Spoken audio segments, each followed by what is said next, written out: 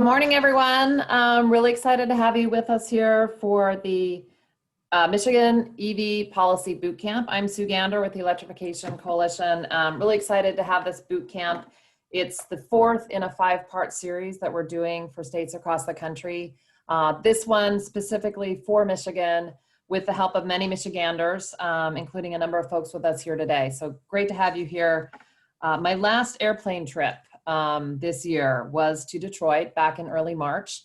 And I got a chance to meet with several of you that are with us here today. And it's great to finally be having this event. It's a little bit different than we expected, but really excited to be having a chance to gather so many people together and talk about the future of EVs in Michigan.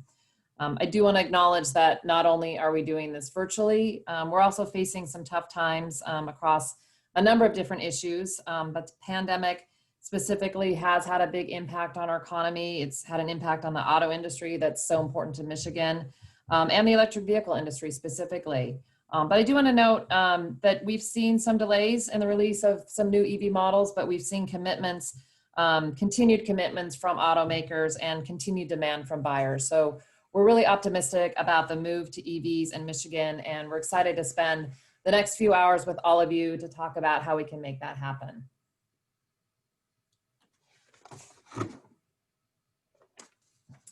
So let me start by just acknowledging that this is an EV boot camp, but we are not going to be doing any burpees, not going to be doing any push-ups. We do have an admiral joining us later today, but the boot camp is really about exercising your brains, getting in shape for a lot of the hard policy work that's coming ahead. We do encourage you to stand up, move around. Don't feel like you need to be stuck to your chair as you're listening through the webinar. Keep that blood moving. A few housekeeping things. If you have a chance, please go ahead and sign in to the chat box. Just put your first and last name, your organization, just so we know who's out there and everyone else knows who's on the line. We will be recording this boot camp, so you can go back and view it later and also share it with your colleagues. We will post that along with the slides on our Electrification Coalition website. Also, speaker bios. We have tons of speakers that are just amazing. We're not going to read through their bios, but we will have those hyperlinked in the agenda, and we'll also send out that link through the chat. Back to the chat. The chat, please use the chat for questions throughout the session. We'll be looking at those and sharing those questions back up with the speakers. We also have a survey that we're going to be sharing with all of you at the conclusion of the boot camp. And we really just appreciate your feedback. Really want to keep these as responsive as possible and appreciate hearing back from you.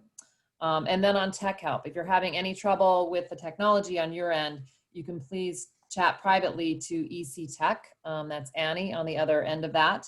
Also, and we'll talk about this a little bit later as well, if you want to get in line for the fishbowl discussion that we're having later, please go ahead and chat with her as well. So I mentioned we have a great lineup of speakers, and you'll see here that it's just tremendous. We're really excited to have such a great lineup from across the public and private sectors, nonprofit, military. Today's program is really designed to help all of us think about why EVs are such a fantastic technology, learn a little bit more about where the technology is heading, and what Michigan's already done to lay the groundwork for that. So we do want to try to get to know each other a little bit better. And so we've posted a poll that hopefully you've had a chance to respond to already today. So we'd like to go ahead and just take a short peek at the answers and share those with the group so folks can appreciate who's with us and kind of what your background is on electric vehicles. So we've got, the first question is about how long have you been part of efforts to advance EVs in Michigan? And it looks like we've got a lot of folks are just, a little bit newer to the game. That's great. Love to bring in as many new folks as possible. And then kind of a stretch there over, 1 to 2, 3 to 4, or 5 years or more. So really excited to have you with us hopefully you will all learn something new about EVs. The next question is, when do you expect to purchase your first EV? These are for the drivers out there, recognizing not everybody drives, but we are here in the auto state, so we want to look at that question. And it looks like we've got, the majority of folks that answered anyhow already have, so that's fantastic. And then looking out a year from now, 1 to 2 years, 2 to 3 years from now. And I think that really fits in with what we're hearing about all the new models that are coming out very shortly, and all these folks will have a chance to get some great access to some EVs. So we're going to keep doing a little bit of polling throughout the day, try to keep it interactive, keep it a little bit lively. So look out for some polls later in the day. Want to share a little bit about who we are at the Electrification Coalition. We're a national, nonpartisan, not-for-profit organization, and we are dedicated solely to the mission of accelerating the adoption of electric vehicles on a mass scale in the United States. So this boot camp is really all about what we're all about. Our team's now about 24 strong, and we're located across the country. And our key motivation is the need to reduce our dependency on oil and the related energy and national security risks that dependence carries. And we're going to hear a little bit more about that throughout the course of the day. I want to share with you that we do have a team dedicated specifically to Michigan. That's being led by Aaron Biles, who I think many of you have met or talked to. He's the state lead. He'll be leading us in the fishbowl discussion later, so look forward to that. And then we've got a group of other folks who are located across the country, but working closely with the team in Michigan, with the folks in Michigan, including at the local level as well. So excited to have these folks on, including Bren Prohaska, who is our national director. He's going to be doing a lot of the Q&A during this boot camp and leading us in the fireside chat. So you'll be meeting Ben a little bit later today as well. So I want to go back to the mission that drives us, and this is really the topic of oil dependency. You may know that the transportation sector is 92% dependent on oil, and that's of grave concern to us. We are motivated by trying to combat both the economic and the national security dangers that are caused by that dependence on oil. I do want to call out that one of those dangers is related to greenhouse gas emissions. You'll see here that Michigan's second largest source of greenhouse gas emissions is the transportation sector, kind of trailing just barely behind the electric power sector. So combined, those two considerations, as well as a host of other considerations, are part of what are bringing us here today, and I know bringing many of you here today as well. So how do we electrify transportation? Well, it's one vehicle, it's one fleet, it's one city, it's one state at a time. Our work at the EC has spanned that local, state, and federal level. We've developed and lead some of the most visible and award-winning programs like the Climate Mayor's EV Purchasing Collaborative. We've helped create the Smart City Challenge that we operated in Ohio. We support the American Cities Climate Challenge, among others. We've helped more than 200 mayors across the country add EVs to their city fleets, and that includes 3 from Michigan, from Ann Arbor, Detroit, and Grand Rapids. We're really excited to have that movement happening already in Michigan. And we do that through a bulk purchasing and financing platform, and that includes everything from Nissan Leafs to Thomas school buses. We've also created a number of new innovations in electrification in communities around the country, places like Fort Collins, Colorado, and Rochester, New York, going into these kind of mid-sized cities where you might think, are EVs really going to take off here? We've proven out that they can and they will, and in fact tripled the average adoption rate when we've gone in and led these community-based programs. We're also excited about piloting a new freight electrification effort where we're going to be partnering with a large national company, kind of look under the hood at the best ways to advance electrified trucks and delivery vans. This sector is getting a lot of attention, lots of new technology coming forward, and lots of opportunities in electrifying that medium duty and heavy duty space. And collectively, what we've learned from this is that you can, step by step, vehicle by vehicle, fleet by fleet, city by city, state by state, move to an electrified future.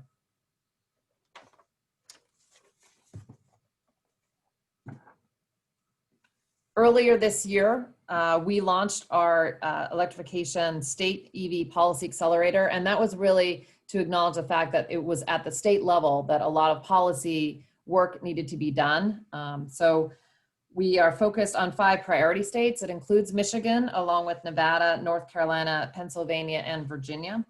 And this boot camp is really just a part of an overall effort. You'll see there, we're working on policy blueprints to kind of lay out what are the policy opportunities. We're going to talk about those a little bit later today. We're also working on a policy toolkit for use by all the states, but also specifically to respond to those questions that are important for Michigan. And then also working on EV deployment as well to help kind of prove out those stories on the ground and really build the case for policy action at the state level. So a little bit about Michigan. I think most people probably have an appreciation for this, but wanted to just kind of give a snapshot about the EV actions that are already taking place in Michigan. We've got some great leadership from the governor on down, you know, making EVs a priority, setting goals that are going to help support transportation electrification. You kind of see that on the top there. We've got the leading cities getting into the act as well, as mentioned. We've got settlement money from the VW settlement that's going out the door to help electrify the state. And then you've got a tremendous amount of activity from the manufacturing sector, pushing out more and more EV models as they go, as well as a really important supply chain that supports that. So we'll be hearing more about this in our fireside chat, talking to some of the folks that are working on the manufacturing side and talking to folks at the state level that are helping make this happen. We also want to acknowledge the many benefits that are associated with Michigan moving towards a more electrified future. These span everything from improved health to expansion of job opportunities, to the opportunity to address and improve some of the inequities that are out there as we move forward with the transportation electrification. Importantly, from the national security and energy security side, there's this opportunity to reduce oil dependency, and in doing so, save billions of dollars a year that are literally going out the door, out of the state on oil, and instead keep those dollars in state with the domestic supply of electricity.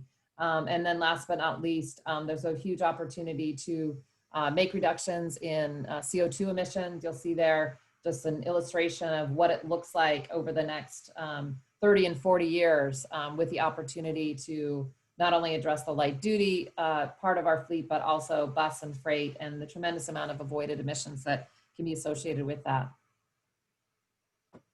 So a little more on Michigan EV stats, and I want to acknowledge these stats and some of the stats you'll be seeing that will play throughout the breaks are courtesy of Atlas Public Policy. That's a public policy group that's based in Washington, D.C. We partner with them a lot. They've got tremendous amount of data, and we'll not only share it throughout the course of the day, but we'll have that as part of our package of slides that we post on our website later. But this just gives you a bit of a snapshot of kind of where are we at with Michigan in terms of EV sales, in terms of charging deployment. You know, I would say it's an opportunity to add onto these levels and move forward. The utility investment, we've got $23 million that was already approved through the PSC. There's some pending investment, real opportunity there. And then I mentioned already the VW funding and then some additional funding that's out the door. So great foundation on which to build, and we're really helping to move Michigan really into the top tier here in EV sales and EV charging deployment and adoption. So I mentioned that our state work is focused on Michigan as well as 4 other states. And what we saw in Michigan, you saw it in those stats, you saw it in the action, is really just a great combination of momentum as well as opportunity. The opportunity of working in the auto state where you've got so many manufacturers, both traditional and new entrants, committed to EVs, committed to moving forward, really encouraged us that there was a great opportunity here in Michigan to move ahead.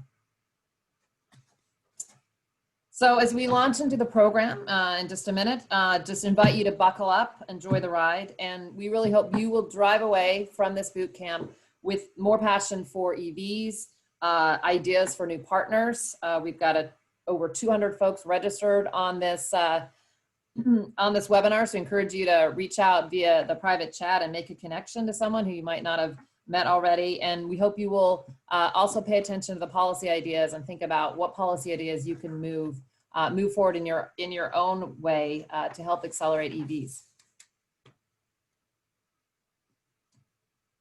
Here's the contact information for Aaron. I mentioned he is the Michigan lead, available at all times to talk with you and strategize on how we can be moving forward in Michigan. So with that, really excited to move into the speakers and discussions that we've got lined up for you today. We are going to kick things off with the what's really at the heart of our mission here, as I mentioned, and look at why we need transportation electrification for national and economic security. We're really honored to have with us today Admiral Dennis Blair. And actually, I think we're going to actually turn first to Kendra Wide. So pause on that. We're going to turn to Kendra and hear from her first about how EVs can help air quality and public health across communities. We know this has been an issue that has only been heightened as we've seen, how important health is in the course of the pandemic. So I'm going to go ahead and turn it over to Kendra and let her share with you the work that she's been doing in this important area. Thank you. Thank you, Sue. Good morning, everyone. The Admiral will be on, I believe, after me, so a little switch in the agenda here. Thank you.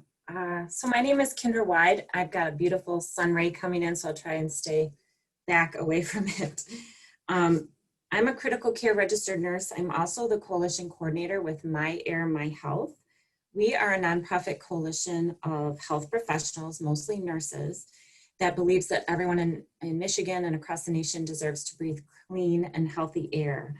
We do this by educating decision makers of the major sources of air pollution and their negative health impacts, and by advocating for strong policies around energy production and transportation to help resolve these hardships and to combat climate change. Today, my goal in speaking with you this morning is to do exactly the same thing. We will discuss our major sources of air pollution, how these pollutants impact the body negatively, and how shifting to transportation electrification will make drastic improvements in public health. Next slide, please. To combat the health impacts of air pollution, we need to tackle it at the source. Here is a breakdown of, this is similar to the last slide that we saw for Michigan's emissions. This is a breakdown of greenhouse gases for the US. This is what's currently on the EPA website. The transportation sector is not only a leading contributor to climate change, as we've already discussed, but it's also a leading source of harmful air pollution. It's important to understand that the combustion of fossil fuels is harmful to human health on two fronts. Not only does it create toxic air pollutants that are harmful to humans when they're breathed in, but it also emits greenhouse gases that contribute to climate change, which also has negative health impacts of their own. Next slide, please. The World Health Organization estimates that there's approximately 7 million deaths worldwide each year due to air pollution, and 4.2 million of those deaths are attributed to outdoor air pollution. The majority of the world's population, greater than 90%, breathes polluted air. To our best estimates, there's approximately 200,000 deaths associated with air pollution exposure in the United States annually. Death is not the only endpoint of exposure to air pollution. Each of the different components of air pollution have been linked to several negative health outcomes, some of which are listed here, and also lost productivity days. These outcomes are not evenly distributed throughout society. They impact our most vulnerable populations disproportionately. Those are our seniors, our children, people living with pre-existing heart and lung conditions, and our BIPOC communities. These are impacted the most. The graphic here is from the American Lung Association report, The Road to Clean Air. The report highlights the major public health benefits of widespread electrification of the transportation sector. This graphic specifically concisely highlights the main health impacts of ozone, both ozone and particle pollution, both of which have been widely researched and are responsible for the majority of the public health burdens associated with air pollution. According to the American Lung Association State of the Air Report for 2020, 5 in 10 Americans, or approximately 150 million people, live in counties affected by unhealthy ozone and particle pollution. Next slide, please. The first substance I want to focus on is particulate matter. This has been the most widely studied and researched. The microscopic particles shown here in red are the size of most of the particles from combustion-related sources. You'll often hear this referred to as soot. This soot is smaller than 2.5 microns in diameter. It's about 1/20th the size, the width of a human hair, so it's extremely tiny. It's called particulate matter 2.5 or PM 2.5. And research has consistently shown that PM 2.5 is particularly toxic to humans and responsible for most of the public health burden from air pollution. Next slide, please. So why is particulate matter so very particularly important? Why is it so harmful? It's dangerous because it's so small. Like I mentioned on the last slide, it's so tiny that it lodges deep inside the alveoli of the lungs and transfers into the bloodstream during oxygen exchange, initiating a series of negative health effects throughout the body. Particulate matter is a combination of liquid droplets and small toxic metals and chemicals such as lead, mercury, arsenic, and other carcinogens. Children, seniors, and those with pre-existing health conditions are particularly susceptible to the effects of PM 2.5. It's important to note that the relationship between PM 2.5 and certain respiratory and cardiac diseases is linear. So as PM 2.5 levels increase outdoors, emergency room visits for exacerbations in these conditions also increases. Next slide, please. All of you have probably heard of air action days or ozone action days. These commonly occur on high heat days in the summer. Ground level ozone is created through a chemical reaction between volatile organic compounds and nitrogen oxides triggered by sunshine. Ozone is not detrimental at the upper levels of the atmosphere, where it actually helps to block some harmful UV rays from the sun from actually reaching the earth.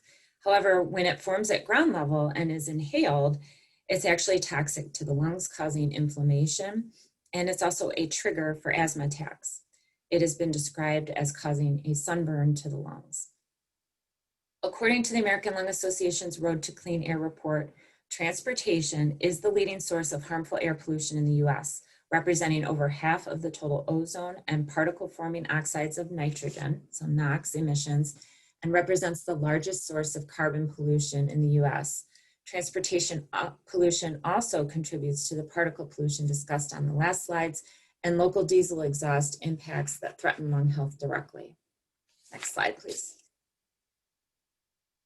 Here you'll see a map of the AQI, which is the Air Quality Index. It's a calculation of both ozone and particulate matter. This was screenshot from September 17th.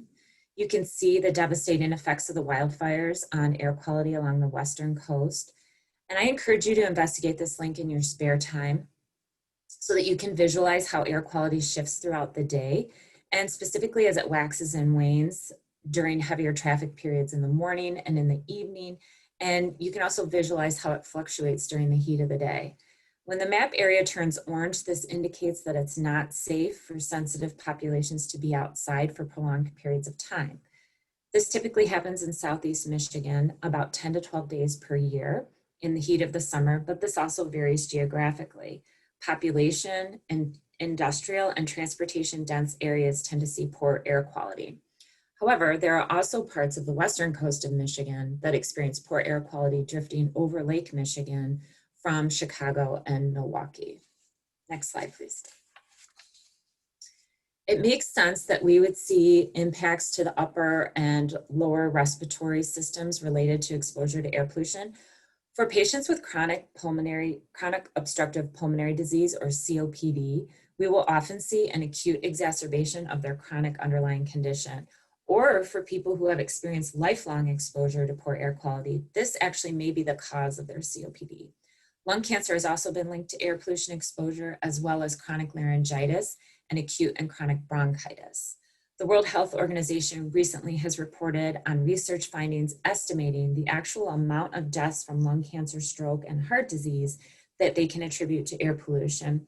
And as you can see, this is a significant amount on the level of 1/3. Next slide, please. Lung cancer was mentioned on the last slide, but I do think it warrants noting that in 2013, the IARC actually declared air pollution as a whole, all of its many components, and particulate matter both as carcinogenic. Air pollution has been directly linked to lung cancer and increased risk for bladder and urinary tract cancers, but the mechanism of action remains unknown here. Next slide, please.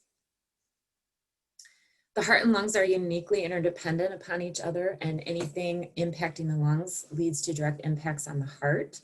Research has shown that air pollution can trigger heart attacks, arrhythmias, exacerbations of congestive heart failure, and strokes. Next slide. Air pollution is certainly not the great equalizer. Although inherently it seems that it would not discriminate, we know this to be false. Air pollution and its health burdens disproportionately impact BIPOC communities. Major trucking corridors, warehouse distribution centers, and other diesel hotspots close to major population sectors inflict serious harms to human health and often highlight disparities in the impacts of transportation pollution burdens. Next slide, please. Further evidence of these disparities has been amplified by the hardest hit populations by COVID-19. Early research indicates that people who have experienced long-term exposure to PM 2.5, which are disproportionately low income and BIPOC communities, are suffering from higher mortality. For example, Blacks in Michigan represent just 12 to 13% of our total population, yet data as of October 3rd reflects that Blacks are disproportionately 20% of total coronavirus cases and 37 to 38% of coronavirus deaths. Next slide, please. Students and researchers from the U of M School of Environment and Sustainability created an environmental justice screening tool to identify populations across Michigan that are the most vulnerable and hardest hit by pollution. The higher the EJ score, the greater the risk of exposure to environmental hazards and social factors that increase vulnerability. This heat map demonstrates the locations with the highest scores are census tracts with large concentrations of minority residents, high levels of poverty and unemployment, low educational attainment, and other indicators of social disadvantage. Those same places also have the greatest concentration of environmental burdens, such as high estimated cancer risk, high levels of air pollution, including particulate matter, high traffic proximity and volume, a high number of hazardous waste facilities, and a high number of federally designated Superfund cleanup sites. There are 5 million residents in Michigan living in non-attainment counties for 8-hour ozone and 300,000 residents living in areas of non-attainment for sulfur dioxide, according to National Ambient Air Quality Standards set by the EPA for 2020. These counties overlap with the areas registering with higher EJ scores. Next slide, please. In their Road to Clean Air report, the American Lung Association compared a business as usual model to a transition to zero emission transportation technologies futures and estimates the following substantial public health effects by 2050. This transition requires a shift to non-polluting vehicles powered by more non-combustion renewable energy sources. Next slide, please. Thank you. And here's a look at what this would mean for Michigan. The benefits are very clear. We have the technology to solve this climate and public health problem and to make these benefits a reality. Hopefully the path forward is one that we are advancing here today, because every Michigander deserves to breathe clean and healthy air. Part of making this a reality is reducing or eliminating transportation emissions, especially in communities most impacted and vulnerable to pollution burdens. As you go forward, please highlight the public health impacts of what this transition would mean for Michigan, for the nation, and for the planet. Thank you.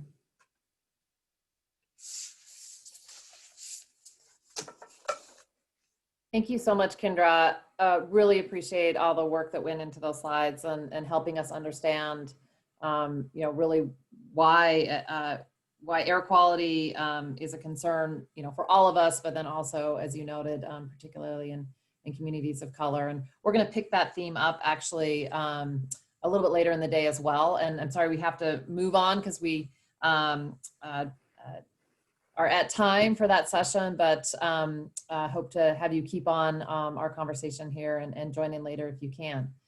So with that, I am going to turn back to Admiral Dennis Blair. Admiral, we are thrilled to have you with us. You missed a glowing introduction that I gave a little bit earlier, but really excited to have you share what is one of our core missions, how transportation electrification is so vital and so important for national and economic security. So I'll turn things over to you. Thank you.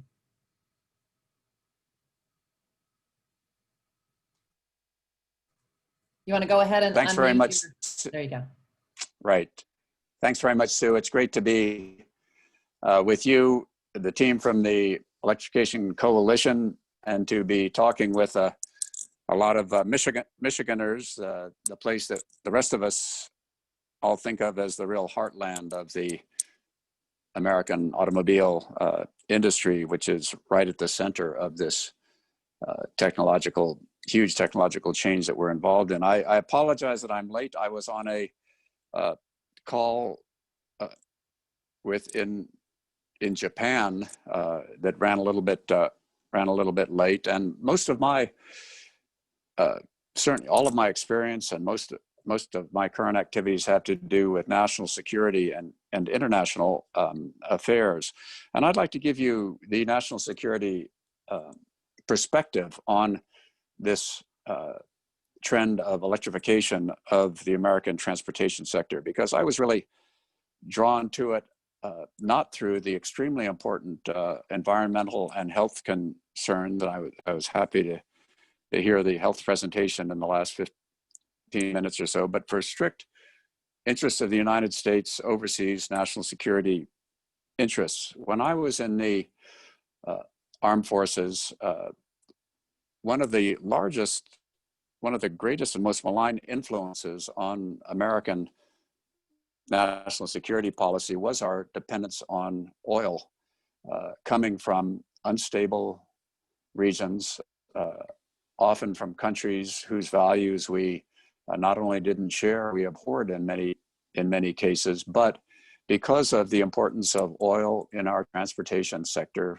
automobiles in particular, but really the full range of transportation, we had to use the armed forces for maintaining stability in those regions, cooperating with some countries who could supply the oil, and this really distorted our national security policy in important ways. I was the commander in the Pacific Command, but my counterpart in the Middle East was very concerned with ensuring that there was a free flow of reasonably priced oil coming out of the Persian Gulf, not only to the United States, but to the entire world economy on which we all depended. And when that supply was interrupted, when there were problems in that part of the world, the United States had to react with sending military force to the region at great expense, both in terms of lives and treasure, and also at the expense of many other interests that we wanted to pursue. So after I retired, the first time in 2002 from the Navy, the second time in 2010 as the Director of National Security, I looked for ways in which the United States could lessen that vulnerability and to help us have a much better national security set of policies. And that really drove me to supporting the electrification of our transportation industry so that we would be powered not by oil priced on an international market, sent around the world, its transportation safeguarded by the United States Navy in many cases, but our transportation could be based on domestic sources, running through vehicles that were a lot cleaner than the internal combustion engines that I grew up with a electrical production grid that was becoming more cleaner and more sustainable through initiatives. And so I worked for many years to try to increase EVs and then later AVs within the United States, with the goal of giving the United States back a lot more control over its national security destiny. So I've been delighted in recent years by the takeoff in the electric vehicles around the world, even though they are a relatively small percentage of right now of the 250 million American vehicle fleet. The trends are certainly going towards more EVs. We need to do a lot of things to increase that in terms of infrastructure, improvements in batteries, and so on. But we seem to be headed in that direction. And in many cases, other countries are actually leading this. So that's all good, and a good thing for American national security. Will have us supporting our other national security interests in the world and using the armed forces to support them in a better way. But I think we have to be careful of what we wish for, because as we go into an electrified transportation sector, automobiles, trucks, multi-mode transportation systems in cities in general, we risk replacing our dependence on Saudi Arabia and the Middle East with a dependence on China, because China has taken an early lead in electrification. The Chinese produce more electrical vehicles. They have more companies that produce them. And as significantly, they have recognized the importance of this industry in the future international economy, and they have moved around the world to establish a commanding position in things like battery materials, battery technology. The great bulk of batteries for cars are manufactured in China. And we risk replacing one national security dependence on oil coming from an unstable part of the region with a important industrial sector that's dominated by a country which is hostile to the United States in many regions. So as we move to an electrified future in transportation and automobiles in particular, and all of the promise of autonomous vehicles in terms of serving senior citizens, in terms of getting people who depend on public transportation to their work more efficiently, the whole range of benefits that which we're talking about in this boot camp, we need to take measures at the same time that will ensure that the United States is a leader in this industry. After all, we were the ones who took an early lead. Early American electric vehicles were the best and were real groundbreakers. The Tesla is certainly the most exciting recent American electrical vehicle. But we have to take measures both in the government and in the private sector, and the government at the national and at the state sector, to ensure that we have a big electrical vehicle market, that our uptake is very quick, that we invest in the R&D to keep us on the cutting edge, that we punish Chinese mercantilist and predatory practices, which are taking advantage of our market while not opening theirs, and to really ensure that the United States plays a strong and leading role in the electrical vehicle industry of the future. So thanks very much for including me in this discussion of what Michigan can do and what's going on around the country in electrical vehicles. But also keep in mind that everything that we do for electrification helps American national security. But as we move there, we also need to take additional measures to make sure that we control our own destiny in this extremely important industrial sector that will provide so many jobs, both here in the United States, and will be a basis for working with our partners around the world. So thanks very much, Sue, and best of luck to all of you in the boot camp. And Admiral Blair, it's Ben Prohaska. Thank you so much. It's always a pleasure to have Ben. Join us. I would love to, just as a maybe quick follow-up question, I think that when people think about economic and national security, and you've talked about it, but that they're not necessarily recognizing the impact of our oil dependency. And maybe just, how was that something that you decided was an important place for you to spend time on now that you've retired from military service? And by the way, thank you for your service. But why is that something you feel like you need to spend so much time on? Well, let's look quickly at recent history. I think the 9/11 attacks and the subsequent American wars in Afghanistan and Iraq are probably the single biggest national security thing that we have done in recent years. And if you trace those back, they really go back to American dependence on Middle East oil. When Saddam Hussein of Iraq invaded Kuwait in 1990, the United States immediately mobilized a huge international coalition to eject him. And why did we do that? Countries invade their neighbors all around the world, and the United States does not organize 48 nation coalitions to kick them out, but we did in the case of Kuwait. Why? Because that would have given Iraq control over a third of the world's oil supply. It would have put them right on the border with Saudi Arabia, with another third of the oil supply, and we couldn't tolerate that. And so we went in big.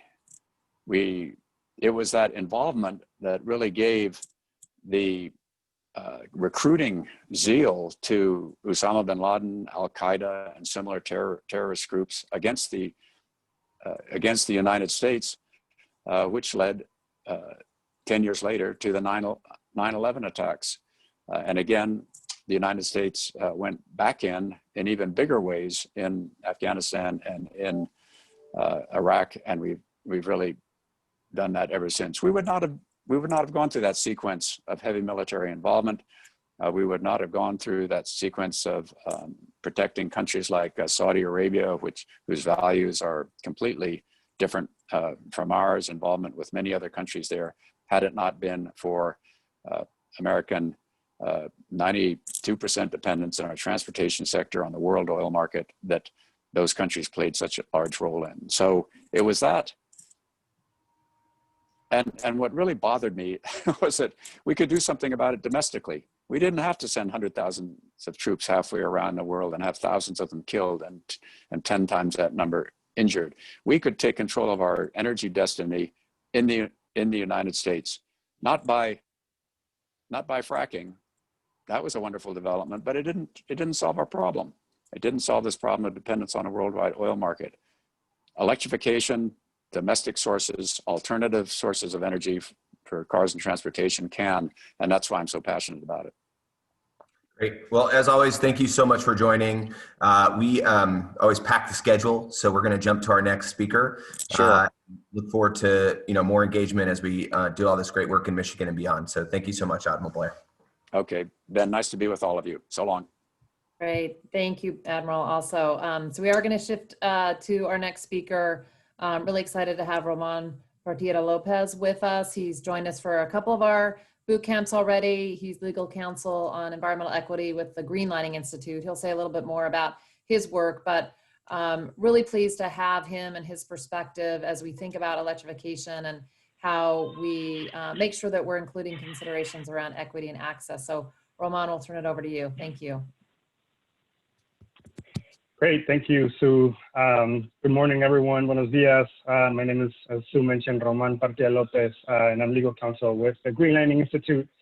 For those who are unfamiliar with the Greenlining Institute, we're a racial and economic equity advocacy organization who for the last 27 years has been working to redress the impacts on redlining on low-income communities of color. And over the next 15 minutes, we'll be focusing in on some of that work, right, and how we bring economic and economic, racial, and social justice into the work around transportation electrification, electric vehicles, and mobility.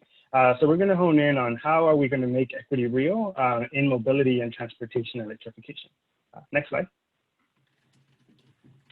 And I know I gave a brief overview of who Greenlining is, but just to add a little bit more context to that, as Sue mentioned, I'm part of the environmental equity team, and Greenlining's focus is not just on environment. We work across other sectors, including economy, the economic sector, the health sector, telecommunications, but more specifically, as I mentioned, I'm part of the environmental equity team, where our work is really focused on reducing poverty and pollution in low-income communities.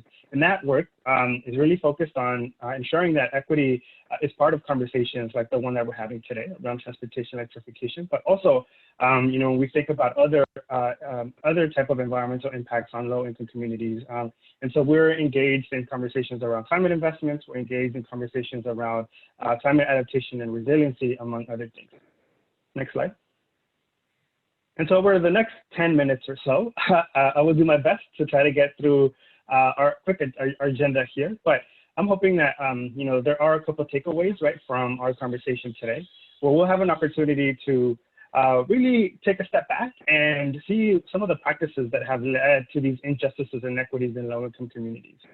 Then we'll dive into a set of equity standards that I hope you all will consider as you move the work forward in developing policies and programs around electrification or adoption of electric vehicles, for y'all to have and hopefully guide the development of those policies and programs. And lastly, we'll talk through how we can operationalize equity by displaying a framework and some examples of how that is done in practice. Next slide. So taking a step back and just really unpacking these inequities and practices that have led to these injustices, you know, what you see in here is a map of a red line community, right? And this redlining map here is specific to Flint, Michigan. And for those who are unfamiliar with the term redlining, right, redlining is institutionalized and systemic practice of government working with realtors and bankers in the economic sector to segregate communities of color into undesirable areas. These maps were then used to deny economic opportunities to homeowners or potential homeowners and businesses in areas that were considered or coded as hazardous, right? And kept low-income communities from accessing financial opportunities. And this is just one map of many, right? If you were able to, you know, Google redlining maps, you'll be able to pull up other Michigan maps. And if you were to overlay this map with other maps that are mapping inequities, right? You know, health quality index type maps, you'll see that the redlined map, the redline areas tend to be the same ones as those that continue to see impact today. Next slide. And so these practices around redlining really also influence the transportation disparities we see in our nation today. Redlining maps were used as the blueprints for where highways were going to be constructed, which were often directly through communities of color. And these highways then destroyed local neighborhood economies and locked in air pollution and detrimental health impacts that are still being felt today.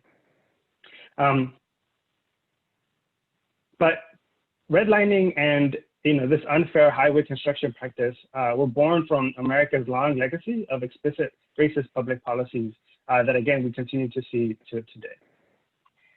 Next slide.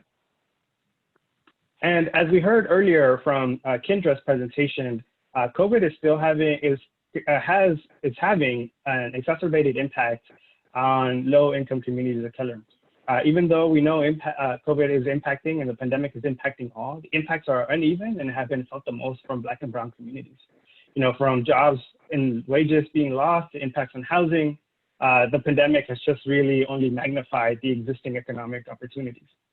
But I really wanted to show this picture here because it kind of addresses one of the points I made earlier, right? In the fact that when we map out or we look at where these inequities are happening, they tend to be the same communities, right? From redlining communities, right, from the map you see there in the late 1930s and 40s, to CalEnviroScreen, which is a California-specific map that lays out the top 25% most impacted communities in the state from socioeconomic and environmental indicators, similar to what Kendra was showing with environmental justice communities, to the impacts of COVID, right? And if we were to kind of overlay these three maps, we would see that the red in the redlining map is almost the same as in the orange and the deep orange in the COVID maps, right? So the impacts on low-income communities of color continue until this day, given the current pandemics and past inequities. Next slide. So with that in mind, as we look at the past and what has led to these inequities, we have to address this head on. And any work that we do has to really center equity and uplift equity. And I know equity now has become a term that is being used a lot, and folks at times are somewhat unclear on what we mean when we say equity. And so for Greenlining, when we talk about equity, we define equity specifically when it comes to racial and social equity. Given the legacy of institutionalized racism in government and our emphasis is on race, but it's not about excluding other marginalized groups. Our equity approaches are really intended to be applicable to creating equitable outcomes for other groups such as elderly and people with disabilities. So for us, equity means transforming the behaviors, institutions, and systems that have disproportionately harmed people of color. And it's all about increasing power, redistribution, and providing additional resources by eliminating barriers to opportunity in order to empower low-income communities of color to thrive and reach their full potential. Next slide. And so I want to expand on that a little bit further, because equity is not just about access either. Right? Equity means that when we look at this image, equality means that everyone is treated the same and one size fits all, right? And trying to reach a policy or program with a one size fits all solution. But for us, that's not equity. Equity means that solutions are tailored to meet the various needs of different groups. And from Greenlining's perspective, equity is also very focused on the process of what it takes to get these tailored solutions in order to achieve justice for all. Again, equity is about transforming the behaviors, institutions, and systems that have disproportionately harmed oppressed groups like low-income folks, people of color, women, LGBTQ+, the elderly, and other folks with disabilities. Next slide. And so with that in mind, Greenlining developed the following equity standards as an equitable framework for any funding or regulatory process that's meant to address the fallout, the impacts on low-income communities of color. These standards, we feel, provide an opportunity to embrace the systemic transformation and meaningfully address the needs and concerns of priority communities and communities of color.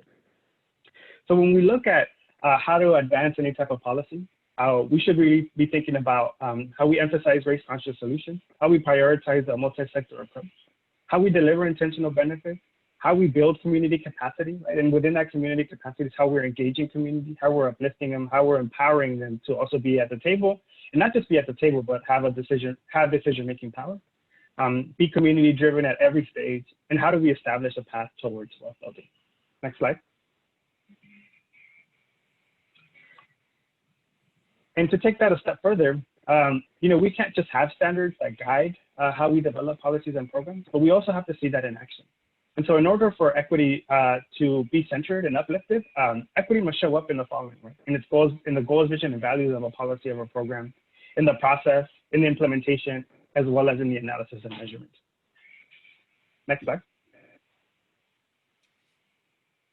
And so knowing I'm running out of time, I'm just going to spend my last few minutes just talking about some examples of what we've seen, how equity shows up in policy design.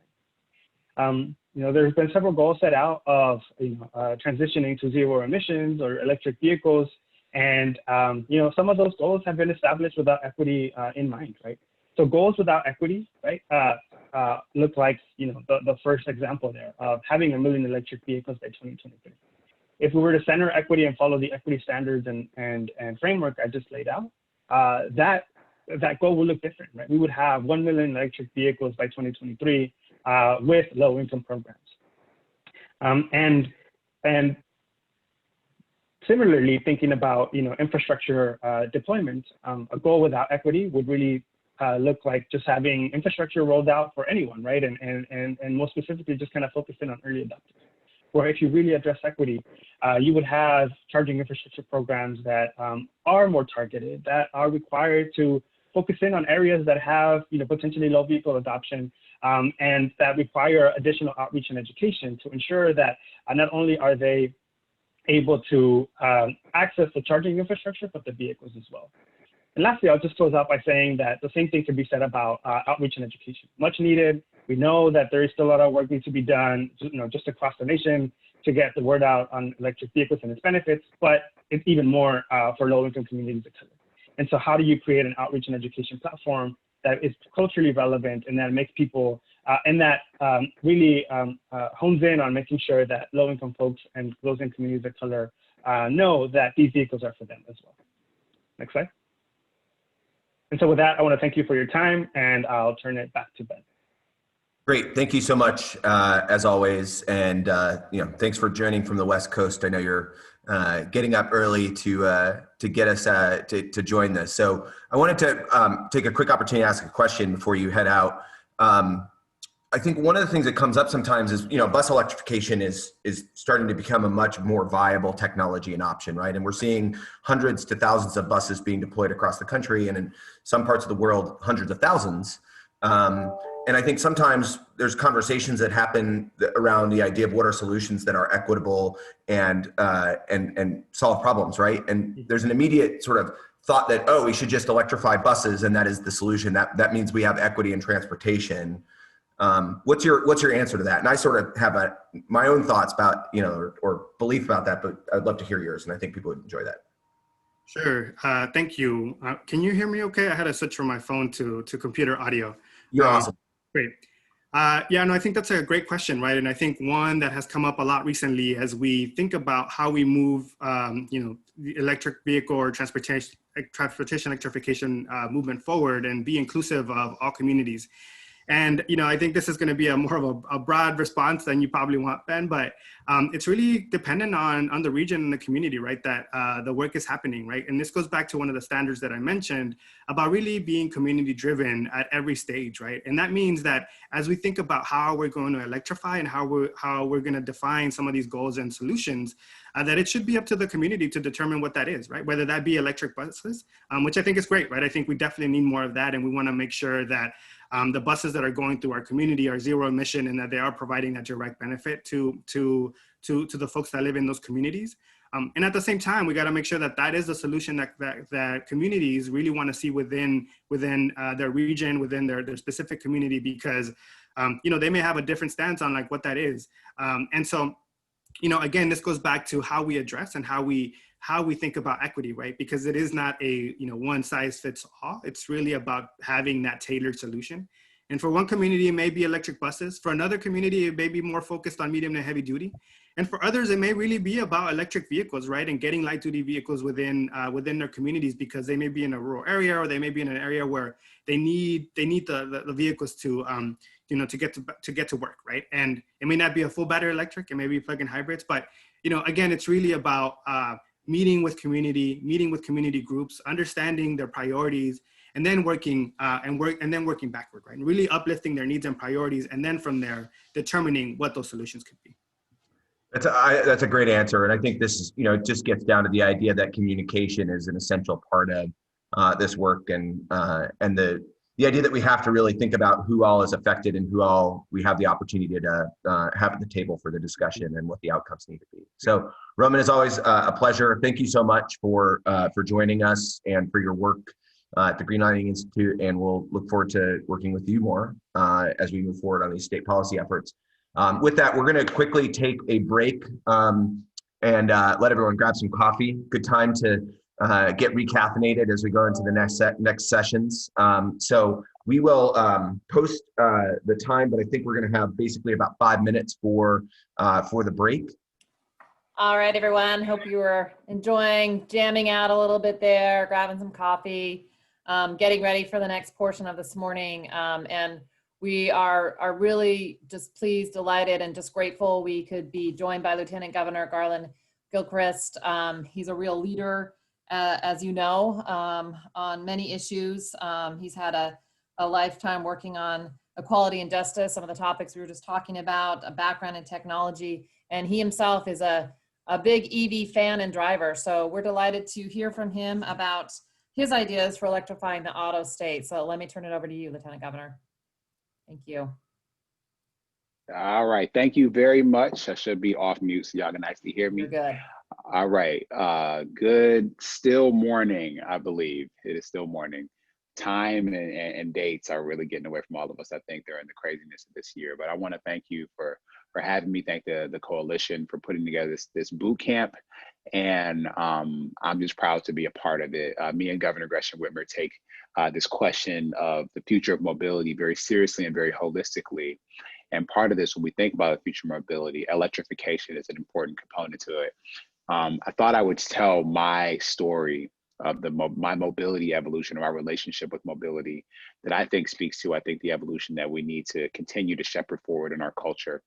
So as y'all know, I'm from Detroit. I've spent the first half of my childhood in the city, second half of my childhood in the suburb of Farmington. So when I was 16, I got a car. My father said that I could get a car if I kept my grades up. So he and I worked together, and I was able to pay for my own Grand Am when I turned 16. And I loved that thing. It was part of my identity, and my car became part of my identity all the way through college. I moved out to Seattle. And when I was there, though, I had the opportunity to sort of reignite my relationship with public transportation, because there's a really strong public transportation system in the Seattle area. I was working for Microsoft, and I had access to it for free as an employee benefit. And my then girlfriend, now wife, really challenged me about why I wasn't taking advantage of that benefit. And so that led to me actually becoming a full-time bus commuter when I was out there in Seattle. And really, again, me thinking and broadening my perspective on what it meant to think about how to get from point A to point B. We moved from Washington State to Washington, D.C. in 2009. And there, after the leases were up on our vehicles, we went car-free in D.C. for 3 years. But then my wife changed jobs. And she changed jobs in the workplace she was working at, the school she was working at in DC, basically would have been a 45-minute train ride away or a 6-minute car ride. So we decided to get a vehicle, but we didn't want to do things in the same way. And we thought, we lived in this city. It's a compact city, not big like Detroit. Her commute was short in absolute distance terms. And we really wanted to do something that showed and demonstrated our commitment to the environment. And so we made a choice to lease a Chevy Volt in 2013. And it was amazing. It was perfect for our lifestyle. We got gas literally on an annual basis because of how we were living in Washington, D.C. But it showed us that we could live our lives, both as a couple and then with small children, but do so in a way that really embraced this electric vehicle. We took that Chevy Bolt and we drove it back to Detroit when we came home in 2014. We actually installed a high capacity charger in our garage and had that car for another year. But when our lease was up, we made the choice to go car free in Detroit, which for those of you who don't know, it's not a trivial thing to do, but we were car free in Michigan for 2.5 years with our twin babies at the time. But then again, my wife changed jobs. And so changing a job, she got a job that required her to have to go to and fro to different places during the day. And so taking the bus or a bike share or an Uber or whatever didn't make sense. And so we made, again, another choice to get an electrified vehicle. We had the infrastructure in our home. We wanted to continue to support this. So we got a plug-in Ford Fusion. And then when the lease was up on that vehicle, we got what we have now, which is the plug-in Chevy Pacifica van. Yes, I am a van owner, and we can have a conversation about that later. What I'm saying is that my life has shown just the normalization of driving an electrified vehicle and what that can unlock. And more importantly, for the cultural shift perspective, that there is nothing that is hindered or limited by your experience of mobility in our communities by having an electrified vehicle. In fact, that there are things that are strengthened. And I want that experience for every person in the state of Michigan, in every community, whether it is rural, suburban, exurban, or in our deeply and most densely populated areas. We need to make the policy decisions that will enable the infrastructure investments that will lead to the consumer choices for people to be able to have viable pathways to living their lives with electrified vehicles. I'm proud of the work that we have started to do by standing up the Office of Future Mobility and Electrification under Trevor Paul's leadership. When we're talking about the investments that we're going to be making in autonomous and connected vehicles, electrification is a part of that puzzle. So thinking about things like the Autonomous Vehicle Corridor project that we've launched in partnership with CABNU, that's connecting Michigan Central Station, which is, you know, about a half a mile from my home, to Ann Arbor, through autonomous vehicles and dedicated space. The electrification of those vehicles is going to be a critical component of the infrastructure and the success, I think, of that project. And so I think that we just have an opportunity to continue to be a leader in mobility. This is who Michigan is and has been. I mean, look at the COVID-19 pandemic has impacted every area of life. Of course, we will be the place that invented the way for you to get COVID testing and treatment in your car. Like, we think about mobility, we think about transportation, we think about the ways to move people and ideas from point A to point B in everything that we do. And so as we are now at this moment, at the sort of, I think, the base of this mountain we need to climb toward this cultural change, I'm looking forward to the state of Michigan, our professionals, our students, our people being at the vanguard of this movement. I think the coasts certainly have had a role to play thus far, but the truth is, when it comes to the ability to, whether it's produce these vehicles themselves at scale, or the ability to make sure that they can work in all types of environments and all types of scenarios, I think Michigan continues to be the best place for that innovation and that leadership. And so our administration and me personally, I want to see this success. And so we need all of the creativity to make sure that we have the right types of enabling infrastructure and policy to make this possible. We need all of the ingenuity that will show that that we can support the professionals to make this electrification a reality, all the way up and down and through the supply chain and the creation process. That we'll need people with technical skills and qualitative skills. We'll need people that are looking at both the environmental impacts and the anthropological impacts of electrified vehicles, electrification, electric vehicle infrastructure, charging infrastructure. We want to think about as well how we can use this infrastructure to satisfy other needs and fulfill other needs that we have as a community and a society. So, you know, I want to thank everyone for their participation in these ideas. And I want to speak to something else that's a little bit more clearly. One of the things that I think people struggle with is the fact that Michigan, we have a culture of really going from point A to point B and that being far away. And look no further than the Upper Peninsula of Michigan, where we have communities that are spread out, you know, on purpose and by design. And so that really calls, and I think that is a challenge for us to challenge to us to make sure that we can deliver the promise of electrified vehicles and the promise of the infrastructure to support it for people, regardless of the context in which they live. And I believe that we can do that here in Michigan. Thank you so much.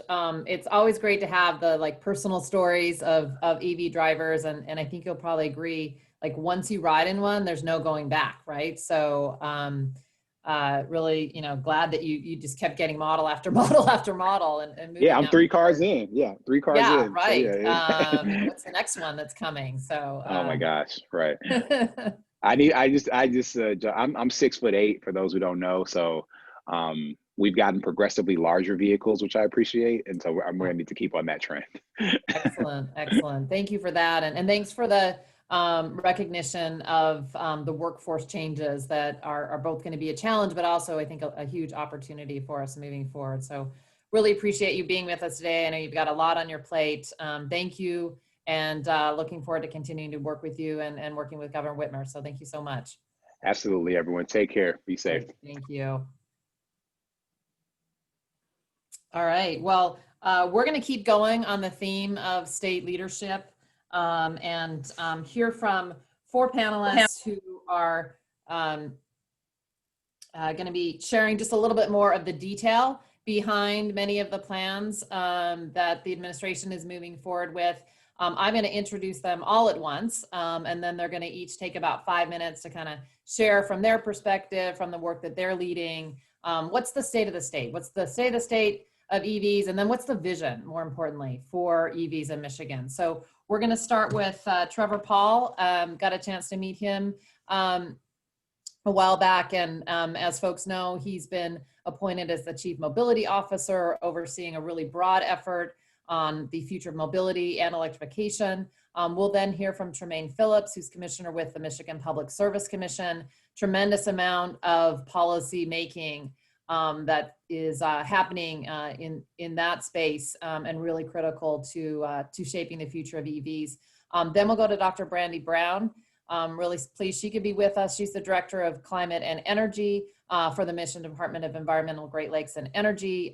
Really excited to hear how they're working on this front. And then last but definitely not least, Gene Rutzman, who is an administrator with the Michigan Department of Transportation with the Office of Passenger Transportation. Also a critical agency, and really thrilled that you could kind of all give us a sense of the many different ways that you are all working together and moving forward on the EV future for Michigan. So let me turn it over to Trevor. Thank you. All right, thank you, Sue. And isn't the Lieutenant Governor the man? I love that. All right, so I like to begin by looking into the future, to the year 2030. The next 10 years are going to be just a landmark decade for mobility. EVs are expected to pass internal combustion engine vehicle sales by 2030. Software will represent more than 50% of the value of a vehicle by 2030. Level 2 autonomous vehicles are expected to make up more than 50% of new vehicle production by 2030. So you'll probably still drive your car, but there's a good chance it'll park itself, and there's a good chance it'll drive on the highway by itself. So it's going to be a big decade. So that said, our governor and our administration, our lieutenant governor, they fundamentally believe that the year 2030 and beyond, and the future of mobility really, is going to belong to the state that prepares for it best. And so in that spirit, they wanted to create a dedicated resource, the Office of Future Mobility and Electrification. And I've been asked to set it up along with our team, Judd Herzer, who you'll hear from later today. And we have a lot of great things planned. So today I want to share a bit about our vision, our approach, talk about some of the early wins, and then pass it off to our next great speakers. So next slide, please. So the vision for the office, and really the vision that Michigan has for mobility and electrification, is a stronger state economy through safer, more equitable, and environmentally sound transportation for all Michigan residents. So between the lines of that vision, there really are two guiding principles. The first is that, responsive policy is a core asset, and a state that focuses on new policy frameworks that account for these future mobility and electrification scenarios, that's a state that's going to have agility to hold leadership positions in the future. And then the second is that smart infrastructure, charging infrastructure, they are new and cutting edge economic development tools. It's not just about getting your car charged. It's not just about getting from point A to point B. These are assets. These are currencies for states to use to create new business models, create jobs, and drive an economy forward. And so I talked to you about the vision, talked to you about the guiding principles, and now I want to get into those 6 core objectives that you see on your screen. The first, grow the mobility industry in Michigan. This means, continuing to dedicate resources toward generating new investment and job creation that advances our ecosystem. The second, engage more mobility startups. So continue to establish, I should say, Michigan as a premier state for young companies to build and commercialize. In fact, in 2019, mobility related startups had a larger job creation impact in Michigan than they did nationally. So these young companies are incredibly important. The third is expand Michigan's charging infrastructure. Deploying smart infrastructure in highly automated vehicles could reduce accidents up to 90%. So the sooner we get this stuff on the road, the more lives that can be saved. And then one that's near and dear to this crowd's heart, accelerate EV adoption in Michigan. So support the transition from internal combustion engine vehicles to electric vehicles while also expanding the state's charging infrastructure. And really we're embracing 2 approaches here. The 2 approaches are keeping up and also leapfrogging. So in terms of keeping up, create favorable regulatory environments, join interstate partnerships that allow someone to, say, drive from Detroit to Minneapolis with a consistent charging location and just consistent experiences. The Mountain West states are beginning to build this. The East Coast states are beginning to do this. Midwest has to keep up. And then secondly, we want to leapfrog. So look for innovations. It's not just, we'll keep up with the Joneses in terms of expanding charging infrastructure. But it's also looking for those opportunities to roll out things like wireless charging in motion or demand response technologies for school buses and leveraging them as energy storage vessels in case we experience, for instance, another polar vortex and maybe a nursing home power system goes down and maybe the school bus can help keep power going. Those are the sorts of human element type scenarios that I believe the future of electrification will hold. And then the final 2, further enable Michigan's mobility workforce and then bolster Michigan's mobility manufacturing core. And I just want to say with workforce, nationally, the mobility industry will need about 45,000 new people with computer-related engineering skills by 2030. So there's that year again. Michigan's going to need about 12,000 of those to retain its pole position as a mobility leader. And so upskilling and reskilling are just absolutely critical. Next slide, please. So we take an integrated approach to drive sustained industry development and achieve the vision and objectives I just illustrated. This isn't just an economic development story. It's an infrastructure story. It's a grid story. It's a workforce story. And they all play a role in advancing each other when it comes to the future of electrification. Stronger talent grows companies, growing companies create innovation pipelines that the larger companies in a region can take advantage of. As those new companies or new technologies are being pumped out of those companies, they're going to need to get tested. So you need to have good charging infrastructure. You're going to need to have good smart infrastructure. And once that smart infrastructure, that charging infrastructure is on the road, it's just going to make life better. And it's going to reinforce Michigan's advantage. And also when there's new technologies, people got to be trained on how to use them and you know, have a job that's focused on them. So there's going to be more targeted training. So it all works together. Next slide, please.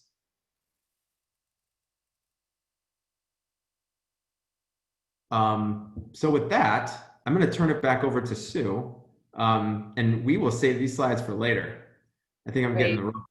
Yeah, no, thank you, Trevor. You got the digital virtual hook there, but appreciate it. And these slides are going to be shared with everyone, and we'll get a chance to dig in more. As you mentioned, Judd's going to be with us later for the fishbowl. So let's go ahead and hear from Tremaine and a little bit more about what's going on at the PSC. Thank you. Thank you so much, Sue, and I will try and be quick as well so I don't hear the accent. Good morning, everyone, and thank you to the Electrification Coalition for convening this event. We have collectively endured a lot over this last year, but I think it is important to take a step back and take note that climate change is continuing to accelerate, that it is unabating. We are currently in the middle of one of the most active wildfire seasons, as well as hurricane seasons in our nation's history, with a second major hurricane bearing down on the Louisiana coast at this very moment. So decarbonization of the transportation sector is key to mitigating further acceleration of abrupt climate change, as well as a critical component of economic development and enhanced public health here in the state of Michigan. I'm just thankful for all of you for joining in this important discussion at this time. Advance to the next slide, please. So once again, my name is Tremaine Phillips. I was appointed to the Michigan Public Service Commission in 2019. I work alongside my esteemed colleagues, Chair Dan Scripps and Commissioner Sally Talberg. Next slide. And the Michigan Public Service Commission is the chief regulatory body for the regulation of the electric, telecom, and natural gas industries. Next slide. In Michigan, the electricity and transportation sectors account for almost 70% of the states of Michigan CO2 emissions. But from 2008 to 2017, CO2 emissions from the state's electric power sector have decreased by almost 24%. Furthermore, utilities are on track to hit the state's renewable portfolio standard of 15% by 2021. And the state's two largest utilities, Consumers Energy and DTE Electric and Gas, have committed to net zero carbon emissions goals by 2040 and 2050, respectively. So the electricity sector in Michigan is really laying the foundation for rapid decarbonization of the transportation industry through electrification. But there are a number of challenges related to the broad adoption of vehicle electrification that the Commission will have to lead role in addressing here over the next decade. First, it's going to be how can we ensure that the right utility investments are being made, particularly in the distribution system, in order to handle the increased loads from further adoption of electric vehicles. And then also it's considering how those costs are being equitably allocated to utility customers. Secondly, it's how can we design rates that incentivize EV owners to charge during non-peak hours, so that we can avoid not only those investments in the distribution system, but also avoid further investments in the construction of new energy assets, energy generating assets here in the state. And third, it's our role in continuing to better understand and define what the role of the state's electricity utilities are in the development of EV infrastructure and support the EV marketplace while addressing the technical and regulatory barriers to the deployment of new EV technologies and business models. And this is especially important as we're beginning to see the integration of solar and energy storage in EV charging technologies. Next slide, please. So briefly, what has the Commission done to date? In 2017 and 2018, the Commission convened two technical conferences to discuss emerging issues in the electricity sector related to vehicle electrification. As a result of those technical conferences, we required three largest utilities, DTE, Consumers Energy, and Indiana Michigan Power, to put forth EV pilots in their next rate cases. And subsequently, we approved over $25 million in utility spend for those EV pilot programs. Those EV pilot programs largely consisted of consumer education and outreach, rebates for level 2 and DCFC chargers, as well as enrollment of EV customers in time of use rates, which again will encourage the necessary shift to off-peak charging. Next slide, please. Going forward, as the current set of EV pilot programs begin to sunset, the Commission will be reviewing the submission and the plans for new EV pilots going forward. Additionally, through an initiative that the Commission launched just last year in partnership with the Governor's Office, the initiative is called My Power Grid. We will be convening a work group over the next several months to begin to discuss what the Commission's role is and how we will consider the development of new technologies and business models in the electricity sector. Electric vehicles will be an important part of that discussion, particularly EV fleets, consideration of dynamic pricing, and vehicle to grid technologies. So I just want to make sure to encourage all of you to participate in those stakeholder forums and in that work group. You can visit michigan.gov/mypowergrid in order to sign up for our listserv. And we have a brilliant team of engineers, economists, accountants, and analysts at the Commission who are really the technical horsepower and who will be helping to lead those discussions with stakeholders. Great, thank you so much, Commissioner. Thanks for laying that all out, and great to hear about the next steps that you're going to be taking as well. We're going to go ahead and move to Dr. Brown and hear from the Energy Office perspective, your vision for EVs in Michigan. So let's go ahead and turn it to Dr. Brown. Thanks. Thank you, Sue. Good morning, everyone. I'm delighted to be here sharing a high-level view of the EV work within EGLE's Office of Climate and Energy. Next slide.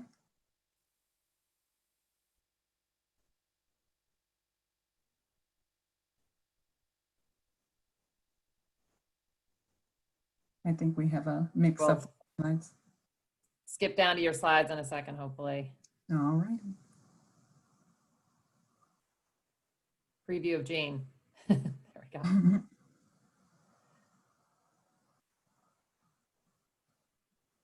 And I can just begin talking. Yeah, maybe if you could begin, we'll make sure to get those slides up. Thanks. All right. So the purpose of the Office of Climate and Energy is to coordinate climate response activities, advise state and local governments on how to mitigate climate impacts, and provide guidance on how to reduce GHG emissions. We also work to advance renewable energy, energy efficiency, and electrified transportation. Some of you may have heard Governor Whitmer's recent announcement of her goal of a carbon neutral Michigan by 2050. Electrified transportation is key to achieving that goal. Now, we have a great team on electric vehicles. We have Robert Jackson, who handles the electric vehicle infrastructure planning and strategy. We have Deborah Schwartz, who handles the fuel transportation program that allocates the VW settlement fund. So that's key. And I get the pleasure of working with them both while serving as climate and energy advisor. We all are here to support the expansion of Michigan's EV infrastructure and advance the adoption of electric vehicles. As stated by earlier speakers, mobile emissions are a leading contributor to our total emissions picture. So we really need to focus on that. So our team recognizes the intense need to have a plan on vehicle electrification and reducing those mobile emissions to positively impact public health and mitigate some of those harmful climate impacts. Now we have 4 key programs that serves in this vein.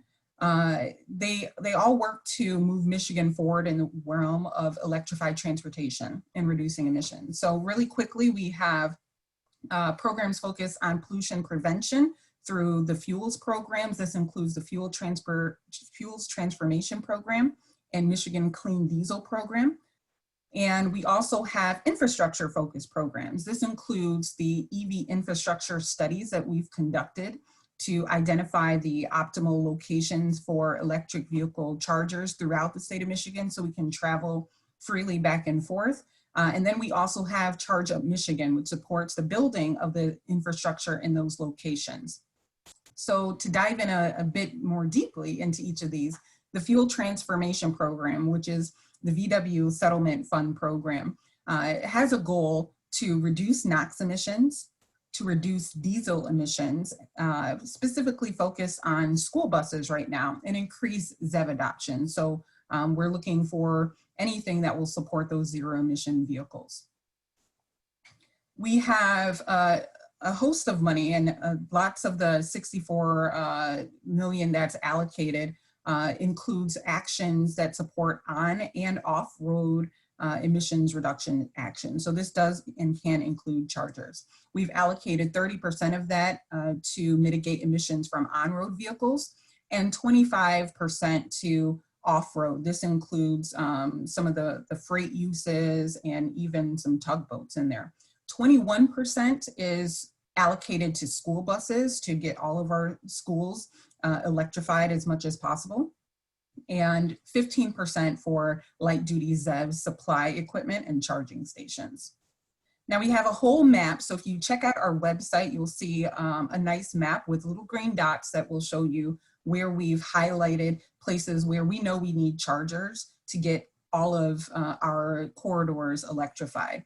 You will also see some little electric marks, the black marks that look like a lightning bolt that show us where we have charger projects to date. We've currently approved 45 EV charger projects across the state, and will continue to accept applications until all of the funds are expended. We're actively looking for hosts, so if you know anyone who's interested, please reach out to our team. And finally, to highlight our Charge Up Michigan program, it supports the utility EV programs that Commissioner Phillips highlighted by funding 1/3 of the infrastructure costs. So a host pay 1/3, the utilities pay 1/3, and then we support 1/3 of those infrastructure costs. The application is online for that, and all of the information is on our website. So that's all I have today. I'm sorry that you couldn't see the slides, but thank you for the time, and please reach out to our team if you have any questions. We certainly look forward to continuing to support a vision of a 2050 Michigan where transportation is predominantly electrified. Thank you. Great, thank you, Dr. Brown, and our apologies for not being able to get your slides up. We will definitely make sure folks have that when we get those posted, and definitely encourage folks to take Dr. Brown up on their offer and think about being a site host for some of that infrastructure that they're moving out. So great rundown through that. Thank you so much. We'll go ahead and turn to Jean now and find out what's going on at the Department of Transportation. Thank you. Thank you very much. I'm going to set my own timer so I don't go over time here. So I am going to talk to you about the state DOT perspective of electrification in transit. And because of that, I'm going to focus more on our rural areas. But as if you've been following the chat box, you can see that some of our urban systems are very much involved in this endeavor and very dedicated to it. So next slide. Okay, so let me give you a little history of electrification in rural transit. And I wish I could give you a more positive history of the past, but it's going to speak to our future. And that about 15 years ago, actually, we received the first electric bus in the northern part of our Lower Peninsula, and received a few others subsequently after that. And unfortunately, it didn't go well. We had a lot of problems with those vehicles. We don't know if it was because of the cold or just because people didn't know how to use them properly or maintain them properly, but it was a pretty negative experience with those. And you know, we tried a few years ago with some trolleys, and again, had not a great experience. However, we are eternal optimists in public transit, and we want to put the past behind us, and we want to learn from what we did in the past. And that means that two things: that the state wants to take a more active role in assisting transit agencies and how to procure these buses and implement them. And we also have learned the benefit of partnerships. You know, trying to just know everything all within our industry isn't the way to go. And partnering with organizations like this one and others around the country can really make this a much more successful endeavor. And we're really convinced of that. There's a couple projects that we're currently involved with that show that partnership bent. One of them is our partnership with CalSTART, in which we received funding through the Federal Transit Administration's Low-No grant program, and I'm sure there's a longer name to it, but it's to purchase low and no zero emission vehicles. And we'll be purchasing electric vehicles and infrastructure for 6 different agencies around the state, transit agencies around the state, 5 of them in rural areas, mostly smaller buses, but a couple larger buses. And CalSTART will be assisting with making sure that when we spec out those buses, we know what we're doing, that we're asking for the right things based on where these will be operating, and that the electric infrastructure will be placed appropriately and in a meaningful way. One of the other partnerships we have is the Automated Bus Consortium. And that is a consortium led by AECOM, a consulting firm, engineering consulting firm. And there are several state DOTs and large public transit agencies around the country who are involved in this. So again, it's using that combined knowledge from everyone's experience and putting together specifications and demonstration projects for large, autonomous, electric, fully accessible vehicles. And we're really excited to get that going. And those buses we hope to be speccing to actually be procuring in the next couple of years and putting on the road in different types of demonstrations. So again, we believe it's about partnerships. That is the key to success whenever you're tackling a new endeavor. So then what are some of the pros and cons we see with going to electric vehicles? Well, some of the pros have been clearly stated earlier today, that it's good for the environment. We all know that, and that's just a fact. We also believe there's lower maintenance for the vehicles. There's not a lot of fluids involved in electric vehicles. They should be easier to maintain once everyone involved understands how to do it and what the elements are. The conundrum comes from the funding end of this, in that transit funding is based on fuel tax. And so the more electric vehicles equals less funding. And so we're committed to working through that and making sure we just find a different solution. It's still the right thing to do to move towards electrification. And we just have to figure out the funding down the road as we go through this, again, through partnerships. So next slide is just my contact information, and I would be happy to engage with anyone. They can reach me using this information, or I'm on LinkedIn if you want to reach out to me there and have a longer discussion about this. So thank you very much for inviting me today. Great, thank you so much, Jean. And I'm going to jump in, give Ben a break from the questions, and we've got about 5 minutes where we can take some questions from folks in the audience if you want to stick those in. But I'm going to just ask each of you, if you had a EV magic wand and you could just change one thing, one policy or one measure in the state, and kind of unleash this future of EVs, what would that be? So putting you on the spot here a little bit, but I'm sure you probably have a long list of things you'd like to change. We can go ahead and Jean, if you're ready to go, we'll go Jean, Dr. Brown, Commissioner Phillips, and then we'll land with Trevor.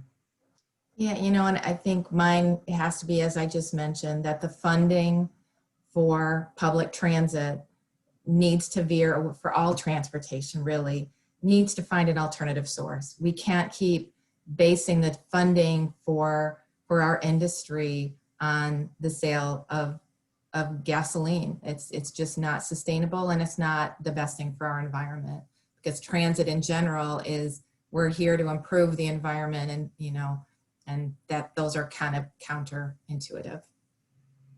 Great, thanks. And we'll talk about that a little bit later too. Definitely looking forward to working with you and other partners out there on that topic. We've been doing that with a lot of other states as well, and you're not alone, as you know. Yeah. Yeah, unfortunately. All right, I think Dr. Brown, we're gonna let you go next. Yeah, I have to agree with that funding mechanism. Taking a look at that and finding more support for communities.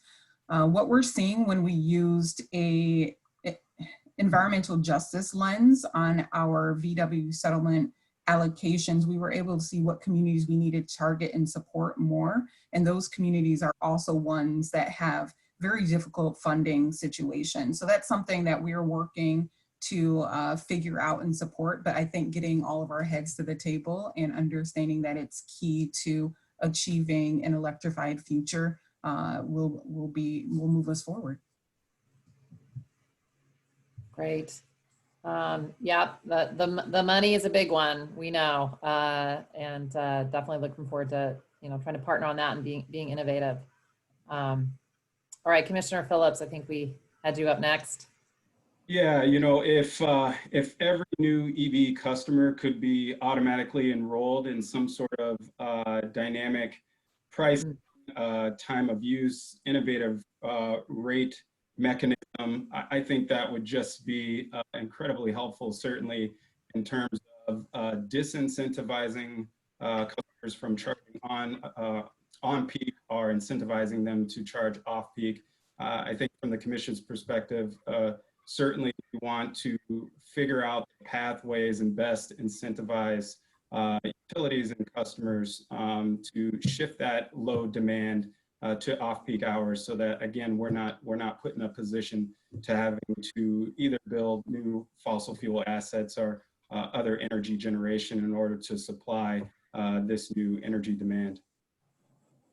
Okay, great. Definitely seeing a lot of action around the rate making as well in other states. So we'll finish off with Trevor. You can double down on any of those things or bring in a new one. I mean, they stole my fire. My fire is gone. I agree with everything they've said. I would just add just range anxiety.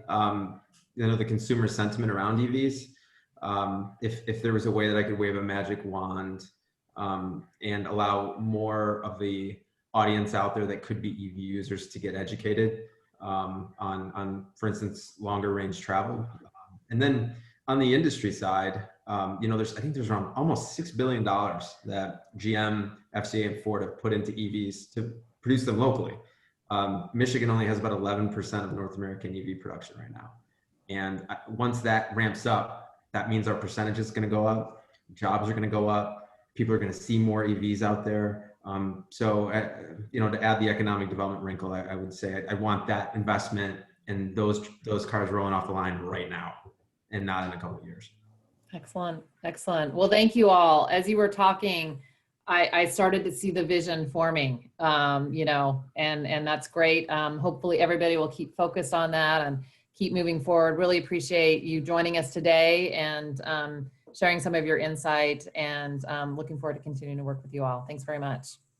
Thank you.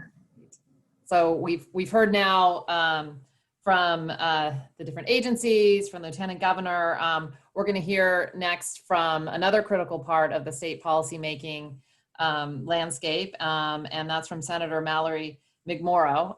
Really delighted that you could join us here today. We know you're a champion of EV policy, you're an EV driver yourself, and in fact, we'll get a chance to see you later in the special lunch ride and drive, so everybody should stay tuned for that. I do want to note that unfortunately Representative Bellino could not be with us today. He got in touch with us last night with huge regrets. He's getting pulled into some activities, but he did assure us we're in great hands with the senator. So we're looking forward to hearing from her and looking forward to working with both of them and hopefully a whole host of other colleagues moving forward. So let me turn it over to you, Senator. Perfect. Thank you, Sue, and thank you everybody for joining this conference. It's a really exciting topic for me to talk about, and I'm glad to see that Michigan is an area of focus around the country for the Electrification Coalition. So that is personally really exciting to me.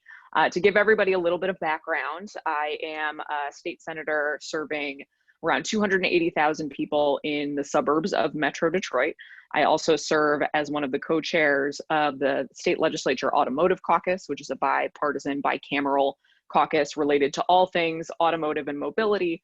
And EV charging infrastructure expansion has been my signature legislative priority since taking office. I'm a little bit unique in the legislature. I am a first-term legislator who came from the auto industry. I started my career as a car designer for Mazda before the recession hit, went over to Hot Wheels, oversaw global branding and licensing there. So no EVs there, but certainly dollar cars got everybody excited about vehicles and what the future could look like. I've written for Road and Track. My husband ran Jalopnik for 7 years, so we are diehard car people.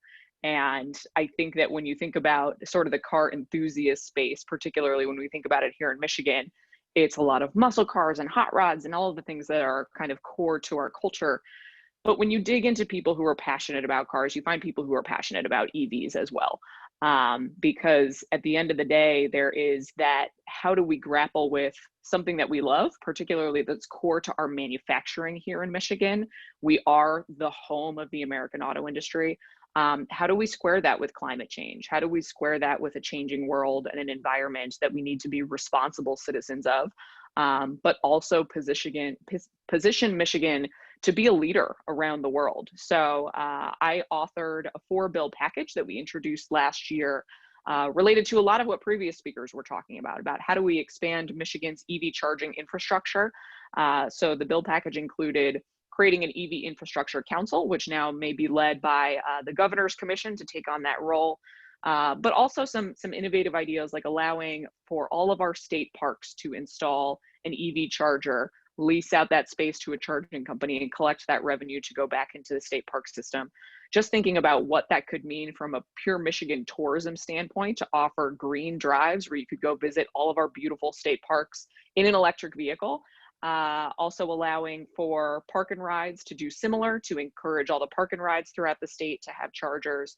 And then I think I saw a question in the chat around multi-family dwellings, multi-unit dwellings. So we had a bill in the package to provide an incentive program for small business owners and for the owners or builders of multi-unit dwellings, because we do have a lot of younger people or people who are in different income brackets or people who just live in apartment or condo complexes who would love to take a chance on an electric vehicle. But if you can't charge at home and there isn't a charger there, that is a dissuasion for a lot of people. So there's a lot of excitement happening in the legislature. I would say one of our biggest challenges, I think, is education within the legislature.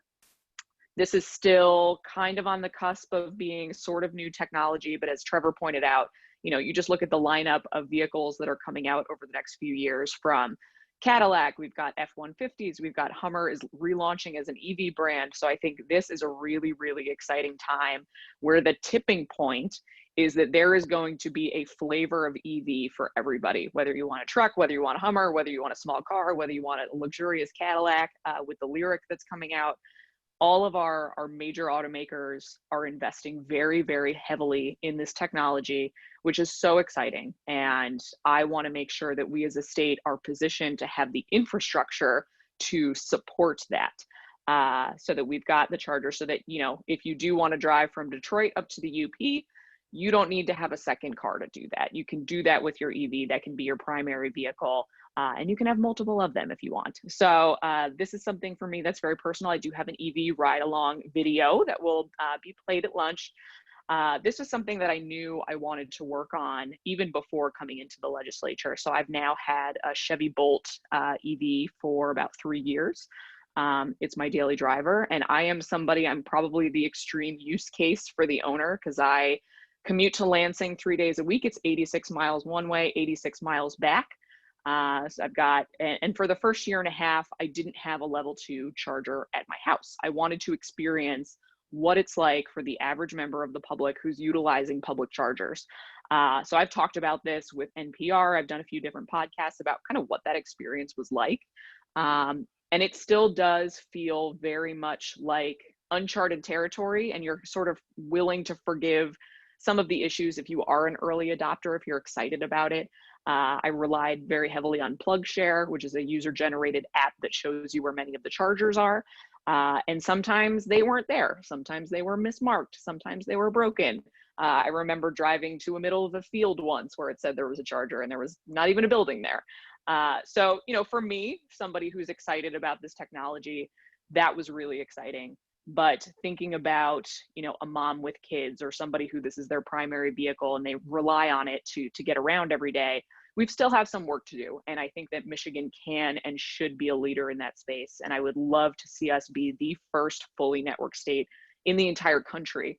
To Trevor's point, I think that there's the opportunity for the infrastructure and for obviously the environmental benefits, but also for talent attraction and retention. When I travel the country, I think that Michigan sometimes still suffers from this misconception that we as a state are not innovative. People think of what Michigan does, and they do think of the auto industry, but they sometimes think our last great innovation was the assembly line with Henry Ford. But we know, those of us who live here, we have more industrial designers, we have more engineers, we have people working on AI and technology and all of these amazing things. And I think if we really leaned head on into that and built out that infrastructure, that it would also lead to talent attraction, retention. Michigan is currently one of the oldest states in the country. We have fewer young people staying here, fewer young people moving here. And that's something that I think this is a great opportunity for us to change. So with that, I would love to leave just a couple of minutes for questions if anybody has any. And Sue, I will let you take ownership of the questions. Great. Thank you. Thank you so much, Senator. I have one. I love your enthusiasm and you have that personal story. I'm kind of curious, as you talk to your constituents and you know, talk to them about electrification, what kind of questions do you get? How do you engage with them? Like, kind of just maybe give us a glimpse of those conversations and you know, kind of what you're hearing from them, and you know, I'm sure you have good answers for them. So yeah, so you know, I think our district is fairly unique. If you walk around my neighborhood in Royal Oak, you can kind of figure out which automaker people work for by all the cars that are in their driveway. There's like a 3 Jeep family, and there's, you know, people with 3 Fords, and you can kind of just see how it plays out. So I think here everybody fundamentally gets it and is excited about it.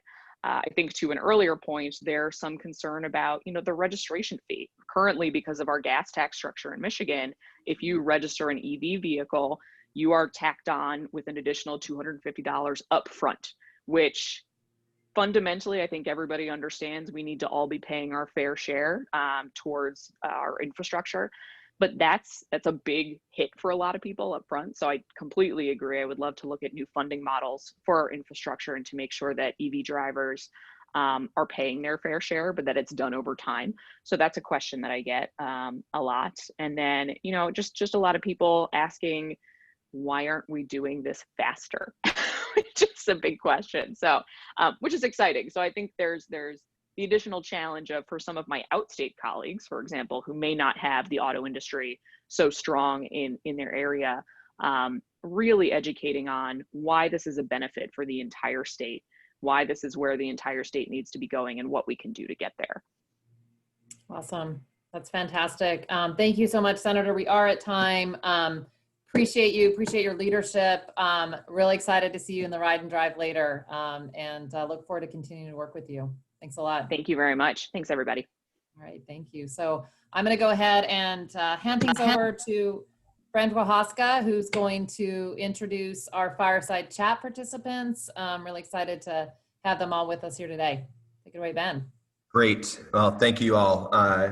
So I'm excited to have this conversation with the team. And so maybe just briefly, just to give a heads up for who all is joining us today. And I should just briefly, you know, Ben Proska, Electrification Coalition. I'm the national director for the organization based out of Chapel Hill. I grew up in Illinois though, and went to school in Champaign. So, you know, the sort of Big Ten rivalries exist strongly with Michigan and Illinois. But we'll try and keep the sports out of the conversation today. So joining me today as part of this panel is Samantha Hoyt, who is the EV Marketing Launch Manager for Ford, Caitlin Monahan, Manager of Public Policy and Senior Counsel at Rivian, Rick Spina, who's the Vice President of Electric Vehicle Commercialization at General Motors, and then Chris, and I'm going to say it probably wrong, but Kursich, and then you can correct it, but Director of Government Relations and Corporate Affairs at Lordstown Motors. And as someone who has an impossible last name to pronounce, I hope you'll forgive me, Chris, if I butchered it. So we're going to start off and kind of do a little bit of round robin and just set up for folks, everybody will have a little bit of opportunity to chat a little bit and talk about their perspective on these issues. So I want to start with very briefly, if I may, what are you most excited about for EVs in Michigan and within your company? And we'll just give each of you a few minutes to respond. And so why don't we start with Samantha, if we could? Hi, everybody. Can you hear me okay? Yes. So somebody talked about the hurricanes and global warming. I'm actually coming to you live I'll start my video, sorry. Coming to you live from Houston, Texas. So the hurricane is actually battering our neighbors just to the east. But it's great to follow Senator McMorrow because she shares a similar passion for EVs that all of us on this panel do. And I also live in Royal Oak. So I second her sentiments about knowing what manufacturer you work for based on what cars are in the driveway. I happen to live in a Ford neighborhood and there are lots of Fords. And a lot of my neighbors actually I work with. But the cool thing about this today is that we're all very passionate about electrified vehicles and overall electrification of mobility in general. And at Ford, the cool thing is that we are bringing more and more choice to customers. We're electrifying our most iconic products. Mustang, F-150, and Transit have already been announced, and you'll actually start to see the all-new Mustang Mach-E later this year, if you haven't already started to see the prototypes running around. And what's cool is that we know work and we know fun, and what customers are going to be able to have are uncompromised products, right? They will be able to drive vehicles that they're familiar with. They'll get choice, they'll get performance and technology in their favorite vehicles without any compromise. And the all electrics are made for more. They are no longer compliance cars. They are actually built to take you into the future. And for me, the Mustang Mach-E is particularly fun. As you guys can see in the upper left corner, I'm an equestrian, but I'm also a performance car enthusiast. And now I can actually have an all-electric Mustang performance SUV that can haul all of my horsey stuff in the SUV and give me the performance that I want, including all-wheel drive, and it has a pony on the grill. So I couldn't ask for anything more, and I can't wait to get mine. And then if we think about all of what we've heard today has been really helpful, and I think you're going to hear from us, and we're all going to echo similar sentiments, but the state of Michigan is really, really important to the future of all electric vehicles. We have real opportunity to lead here from a state perspective as well as from an OEM perspective.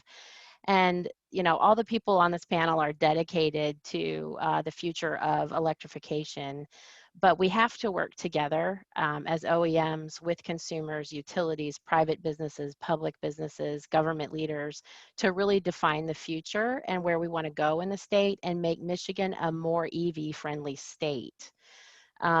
You've got some of the biggest investors in EVs right here in Michigan, outside of Tesla, and those of us on this panel. So we're really looking forward to working with the state and all of our leaders, as well as our OEM competitors, to really move Michigan forward.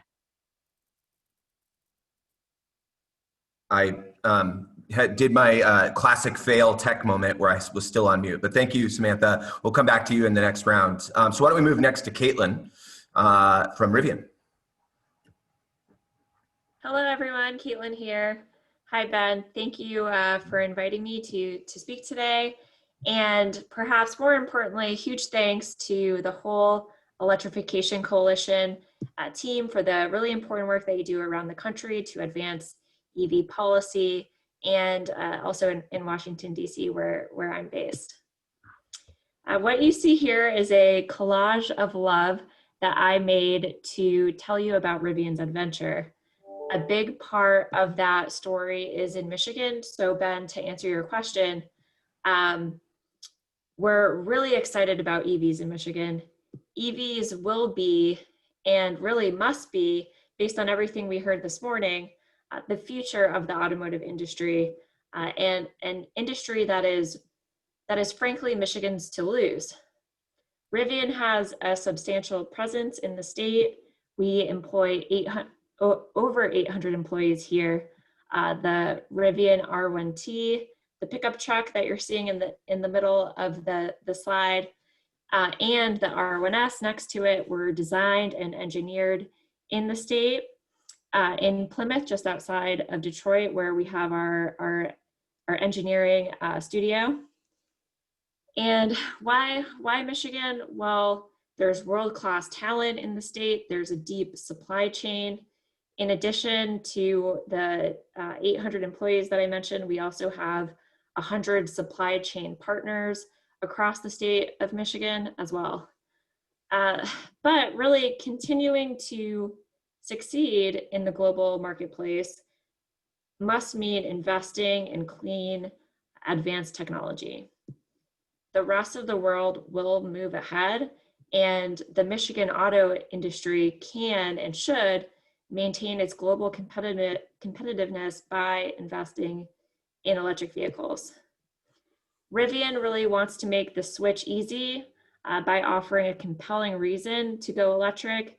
As Senator McMorrow said, there will be an EV soon for everyone, and Rivian wants to be a big part of that. We do not subscribe to the notion that people that drive big trucks don't care about those impacts. Instead, they simply require or desire the utility of a larger vehicle. Maybe they need to tow 11,000 pounds like the R1T does. Maybe they have a family of 7 and need the size of the R1S, or simply they could like the off-road capabilities, the style, the space, the speed, but whatever reason, let's make that transition an easy one and help Michigan stay at the forefront. Great, thank you, Caitlin. We're going to move to Rick, and I'm excited to have a tow capacity, sort of challenge at some point, because I think it just demystifies the value and impact and capabilities of an EV. But Rick, if you want to jump in next and talk about what you are most excited about for EVs in Michigan. Sure, I'd be happy to. First of all, we could probably take Samantha and Caitlin's comments and just change a bunch of the nouns in them, and they would both insert really, really well for GM. So, but I'll take it a slightly different direction, and I think if you put it all together, you'll probably find that most of the OEMs have some similar stuff going on.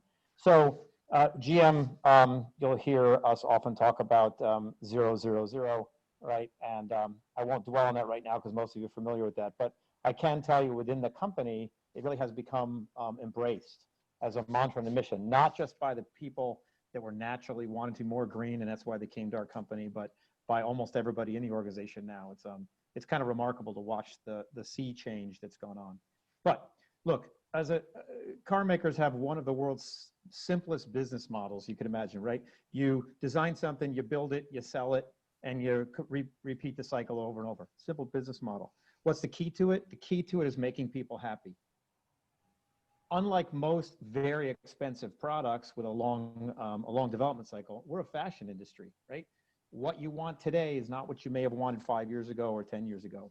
We're fashion with a lot of technology, tremendous amount of regulation, and we have a much bigger social effect than most other fashion industries. Long-term social effects. The long-term social effects, right? That splinters out into the green part of the world, let alone the transportation and mobility piece. So how do we make customers happy? EVs we see as the next wave of how to make customers happy when you integrate all those different things together. Our customers want it all and they deserve it all, right? They want, everything you can think of in slightly different priorities. Ben, you just mentioned towing. Some people care an awful lot about towing. Other people just can't fathom ever towing a thing. We've got to be able to do it all people happy. So how does that turn into excitement and enthusiasm for us? Well, inside our company, we've got a bunch of people that are really geeked about trying to make customers happy with this brand new technology. We all feel like we're sort of on the cutting edge of a big change. I mentioned sea change before. That's how it works. Okay, EVs give us a new approach in changing the world, if you will. But they also give us a new approach into how we package the automobile. Right, the conventional space and size that's taken up by traditional ICE propulsion systems. Suddenly, that package can be done differently.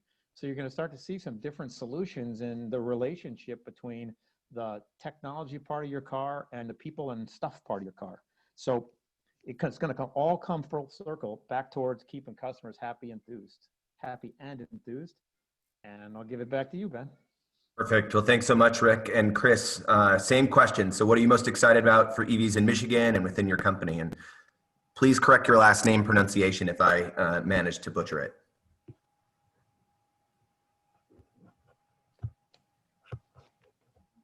Chris, you're muted, buddy. Thanks, Ben. Appreciate it. So Lordstown Motors, we're here in Lordstown, Ohio, at our great former GM assembly facility that we bought from GM, our great partner, last year. So we're really focused on electrification for the really hardworking people of America. So the fleet market is what we're really focused on with our first vehicle, the 2021 Lordstown Endurance. So with that, we've really been able to tap into two really key things about Michigan. One is market growth and workforce access. So we are an Ohio-based company. So we are benefiting from the great growth that you're seeing in Michigan with the Office of Future Mobility and Electrification, Governor Whitmer's initiatives, also, all the other all the other OEMs that are in Michigan as well. And we really feel like this is a really good market for us as a fleet-focused company. And the second is workforce access. Clearly Michigan is #1 in the country for manufacturing jobs. Second place is Ohio, and then also #1 for supplier jobs. Second place being Ohio. So hopefully that's not a foreshadowing of what's to come during this year's football season. But we really see we're getting a lot of interest from workforce, from people in the workforce in Michigan, and they're coming to Ohio. They're interested in our company and they're interested in working with us.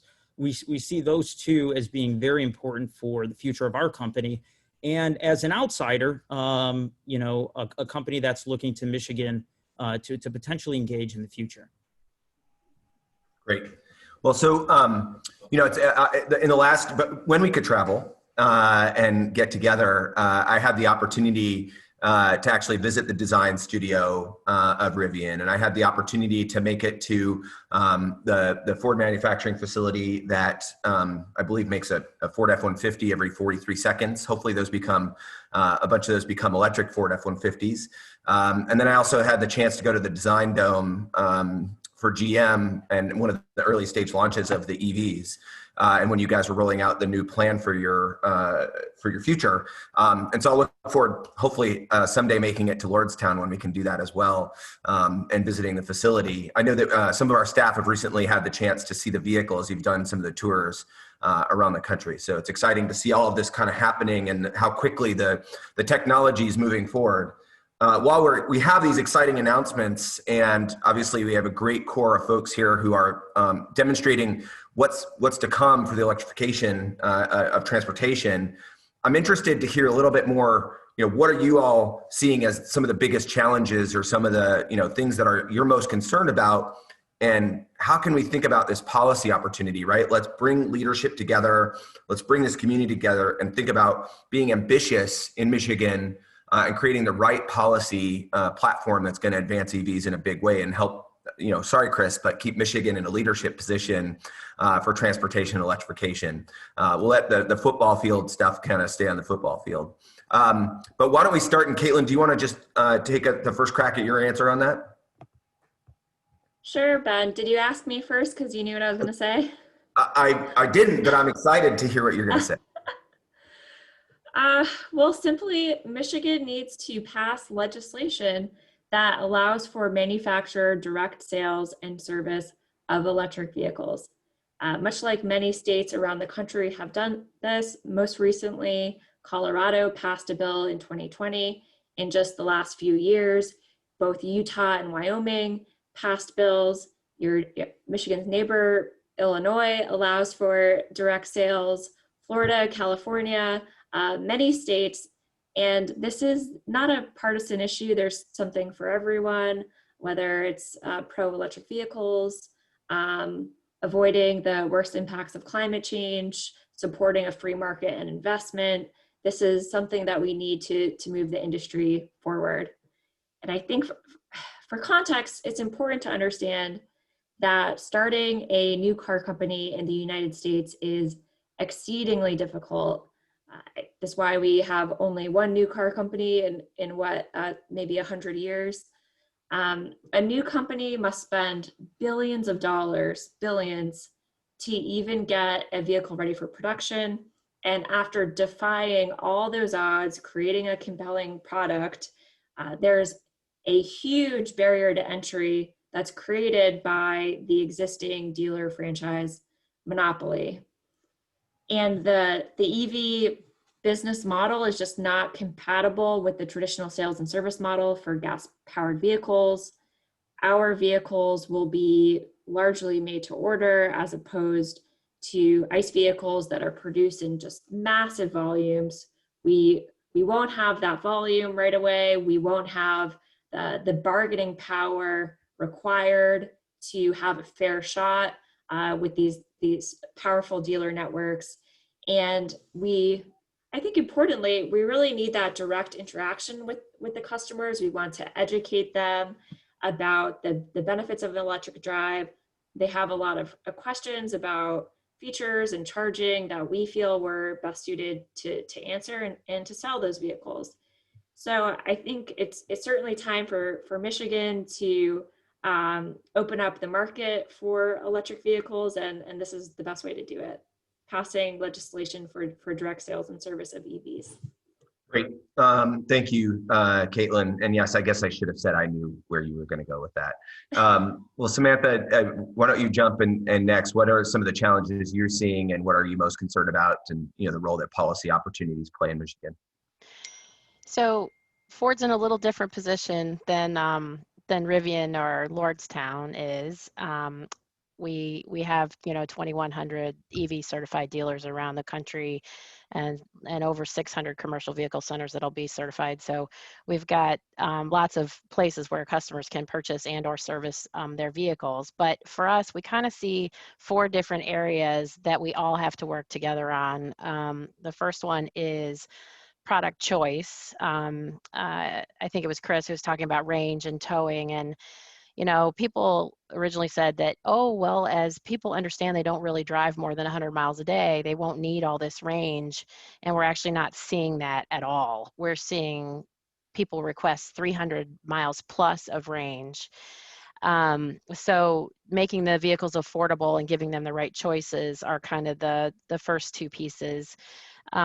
And then education is really, really important for how do I charge, where do I charge, why is an EV right for me, how can an EV fit your life, all of those types of things, because quite frankly, right now, there's almost no reason why everybody who has a second car couldn't have an EV. And it's not hard to make it your primary car, but those types of things from an education perspective, we just need to work hard together to get out there. And then the last piece, and one of the questions we most often get asked is, where can I charge it? And it's both public and private charging. Infrastructure is really, really important. It's everything from getting your level 2 charger or even a 240 volt just installed at your home, but then also being able to take that trip up to the UP with one stop for a DC fast charge, and then being able to charge once you get to Michigami. So it's sort of 4 pieces that we need to work together on. You can't do just one, you have to do all 4. So work on affordability and product choice, education and infrastructure, and incentives all play a role in there too, but there are lots of pieces under each one of those buckets. Great. Chris, why don't I jump to you next? Same question. Yeah, I think we'll definitely echo a lot of what Caitlin said about being able to access customers. We are a B2B, so we're fleet focused. So we're primarily trying to get in front of utilities, municipalities, state agencies. But I think that, Michigan has a really great opportunity right now to position itself, for the future. And does it take the path of, of California and really kind of incentivizing and encouraging EV OEMs to engage in Michigan, or other states that are trying to be a little bit more restrictive? So this is a really crucial time for EV OEMs that are looking to get into the state and to explore how they're going to engage in the state. And then also to Samantha's point, we're really keen about, we're trying to bring electrification to hardworking people of America. So blue collar workers, and they may live in areas where EV infrastructure may not be as prevalent. So rural electrification, rural infrastructure, as well as infrastructure in certain urban areas where traditional EV buyers may not normally reside. Those are infrastructure is something that we're really, really concerned about. And I think Michigan has a great opportunity to really focus on that and to lead in the country. And Rick, I'm guessing you're probably predicting that you're next. So same question to you. What the challenges? It was difficult, but I did figure I'd be next. All right. So there is some definite commonality across the 4 of us in our answers here. So let me try and see if I can weave it together a bit. From what we see, the key challenges for selling EVs, making people happy with their EVs, is really simply range and charging availability.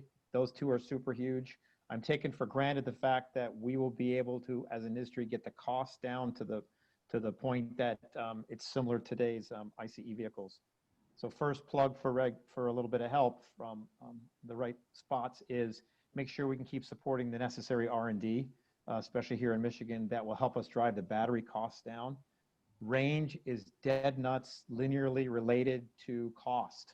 It's simple as that, and we all kind of know batteries are still a heck of a lot more expensive than we want them to be or need them to be to really, blow ice out of the water. Regardless of cost of operation being better, if the upfront purchase price is too high, we know it's hard to get people over that hump. So a little bit of help on that, not a lot. I think the industry is doing pretty well at that on our own, but being technological leaders is always great. More importantly, though, let me flip down to the charging piece of this, right? That's where we all need the most help, and that's where we've got common ground needs, right? Home charging absolutely is the least expensive, least disruptive way for people to not mess with their lives. Roughly, 75 to 80% of charging now goes on at the home. You guys heard it earlier, right?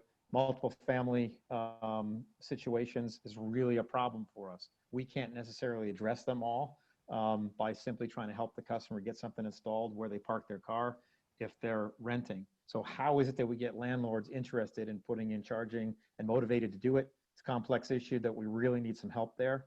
Secondly, I think I saw one of the questions pop up earlier in one of the earlier panelists, rate structure. We absolutely are in support of the idea of rate structures being such that the costs to consumer are down because the costs to run the grid are down. And we're more than willing to help do what's needed to intercede on behalf of the grid, if you will, to help people know when the best time to charge is and turn charging on and off as necessary, but still make the folks ready to drive their car to work or to school the next morning. That's a biggie. Public charging is not as important physically, but it's more important emotionally for people to get over the hump of being able to buy an EV and feel comfortable with it. They're not ready mentally, many people, to think about charging at home until they've got the car and realize how easy it is. So we've got to help private investment make it simple to come to our state to build out a charge point system, charge point operators. Lastly, real quickly, we ought to come up with some programs to help employers put charging in for their employees, because that will move the needle quickly. See you later. Great. And I'll tell you what, for the rest of the session, we're going to do a little bit more sort of rapid fire. I'm going to really quickly just mention to the audience, please send any questions that you have into the chat box and we'll try and include those. But maybe for the remainder of the session, if Caitlin and Samantha and Chris and Rick, you guys could just stay on and stay unmuted. We'll do a little bit more sort of popcorn style, if you will. So, I guess one question that came up from the crowd, and I'll throw it to you, Caitlin, but I'll invite others to offer their perspective, is just, what did you really mean when you were talking about Michigan, sort of maintaining its EV future? And maybe you were talking about direct sales, but if there's other parts of this that, you were talking about, I think that would be helpful just to elaborate on. Yeah, thanks. So I was really just saying the auto industry got its start in Michigan, and to continue that leadership role, a big investment in electric vehicles is really required to maintain the state's relevance, and to keep attracting that new business and that new talent, to keep young people in the state and interested in working for the industry.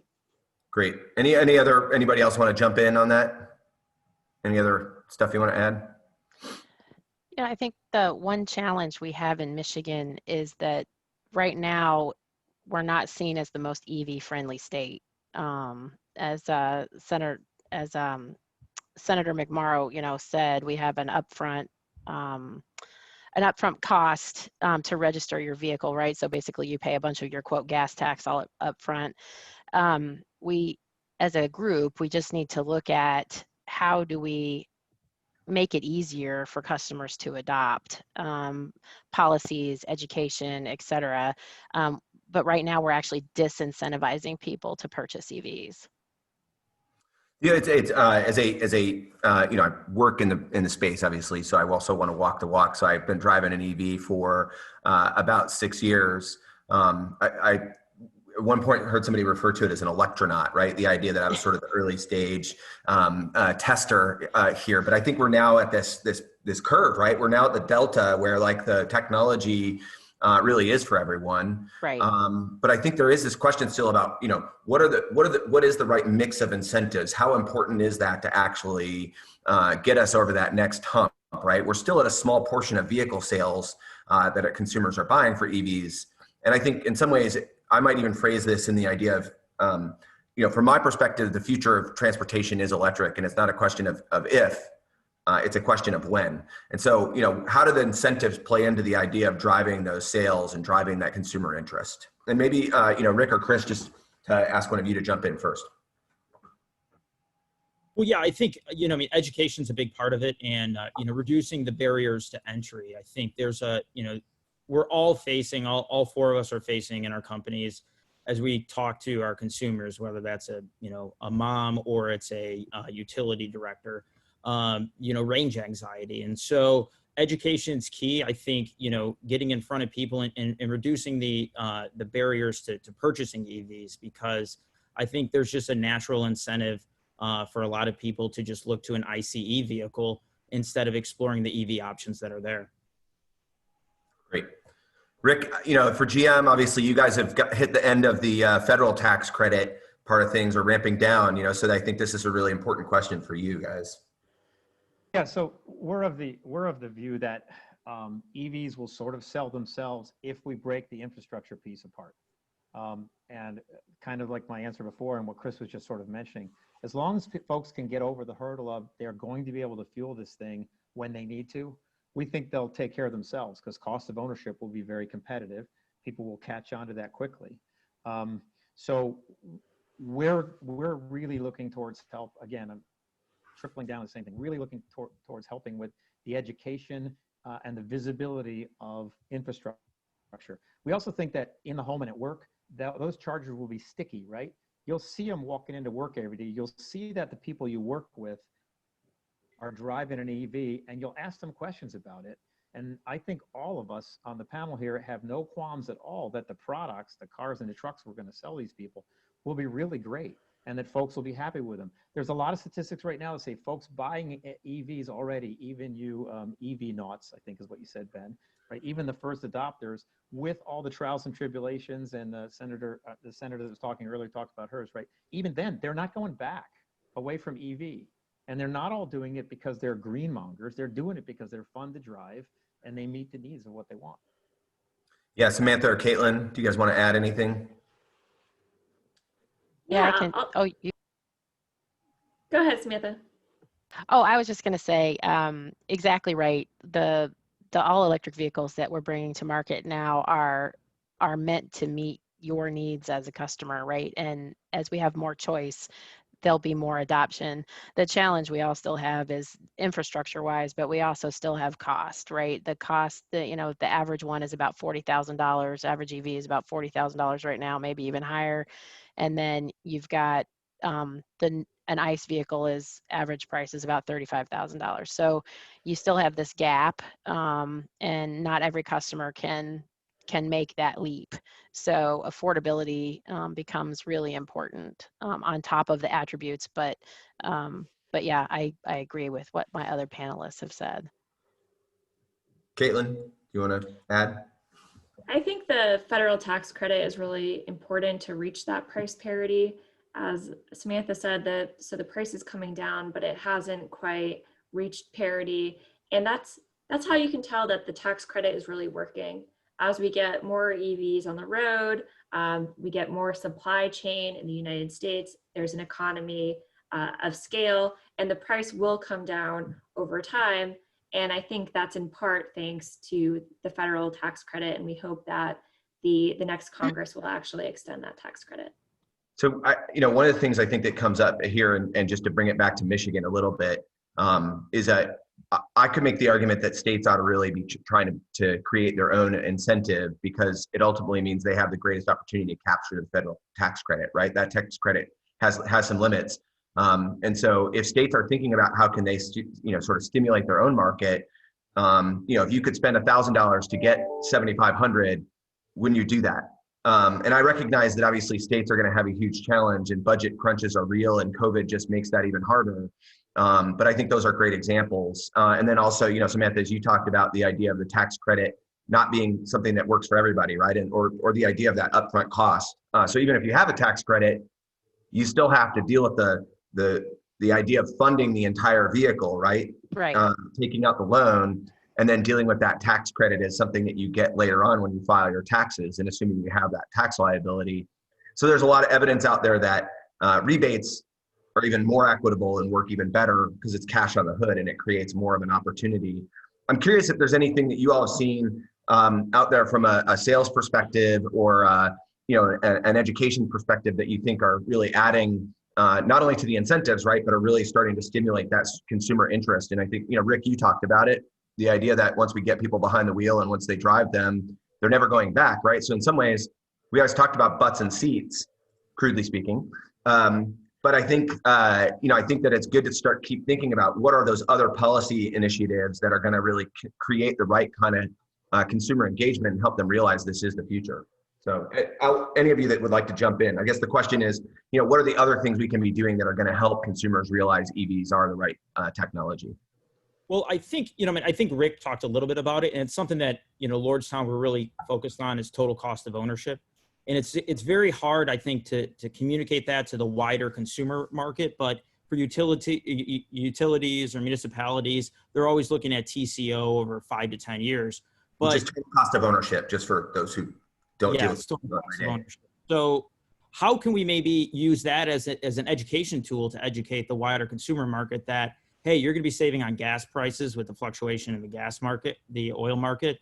You're going to be saving, obviously, on maintenance as well. And so over the course of your, 5 to 10 years of your vehicle, while your initial purchase price may be higher, your TCO is going to be a lot less. Other input? Maybe Caitlin, I think, one of the interesting things is that, Rivian sort of made a conscious decision to go after the adventure vehicle kind of concept, right? And what prompted that? Why was that a choice that Rivian was thinking was the right way to go and start with your vehicle? Yeah, so one thing we're really excited about is that 70% of our pre-order customers will be first-time EV owners. So we're not just attracting current EV owners, but we're actually helping people make the transition from some of the heaviest polluters on the road and giving them an electric option. That's great. And maybe on your the horse tow side of things, I think Ford obviously made a very conscious decision to go for the SUV model as the next big product. So Samantha, I don't know if there's more that Ford has shared about that as a vision for the future. So we've, publicly announced the 3, and we had originally announced, somebody asked a question about the Lincoln Rivian. We'll have more to talk about with Lincoln in the future, and I'm sorry I can't talk about that today, but what we found from all of our customer data is that customers don't want something weird, right? They want something that meets their needs. And in the case of an F-150 or, and even in the Mustang Mach-E, it's an SUV that can actually fit 5 people, an F-150 that can tow, it's an F-150 that can go off-road, et cetera. So we want to give people vehicles that are inspiring, but also meet their needs. So I know we've kind of gone back and forth between sort of charging and then the vehicles themselves and incentives. And Chris, you mentioned it earlier. I keep wanting to nuke the concept of range anxiety, and it's much more around range uncertainty. And even being an owner, range becomes way less of an issue once you actually own one. You stop feeling that same kind of, because it's just new, right? So I think a lot of people, if they've never driven one, they don't realize it's awesome. I don't ever go to the gas station anymore. My kids, I have a 9-year-old and a 3-year-old, they barely know what a gas station is. And that's a pretty exciting concept for me. But I'm interested if you think there's other options for how we push out the idea that there is a lot of infrastructure out there. And Rick, I could see you raising your hand, so I'm going to let you jump in, assuming that's what you're doing. Well, I was, but it wasn't directly your question. It was the first half of it. So I'm going to go for it. The first half, I'll pretend it's a presidential debate. I can ignore your question, right?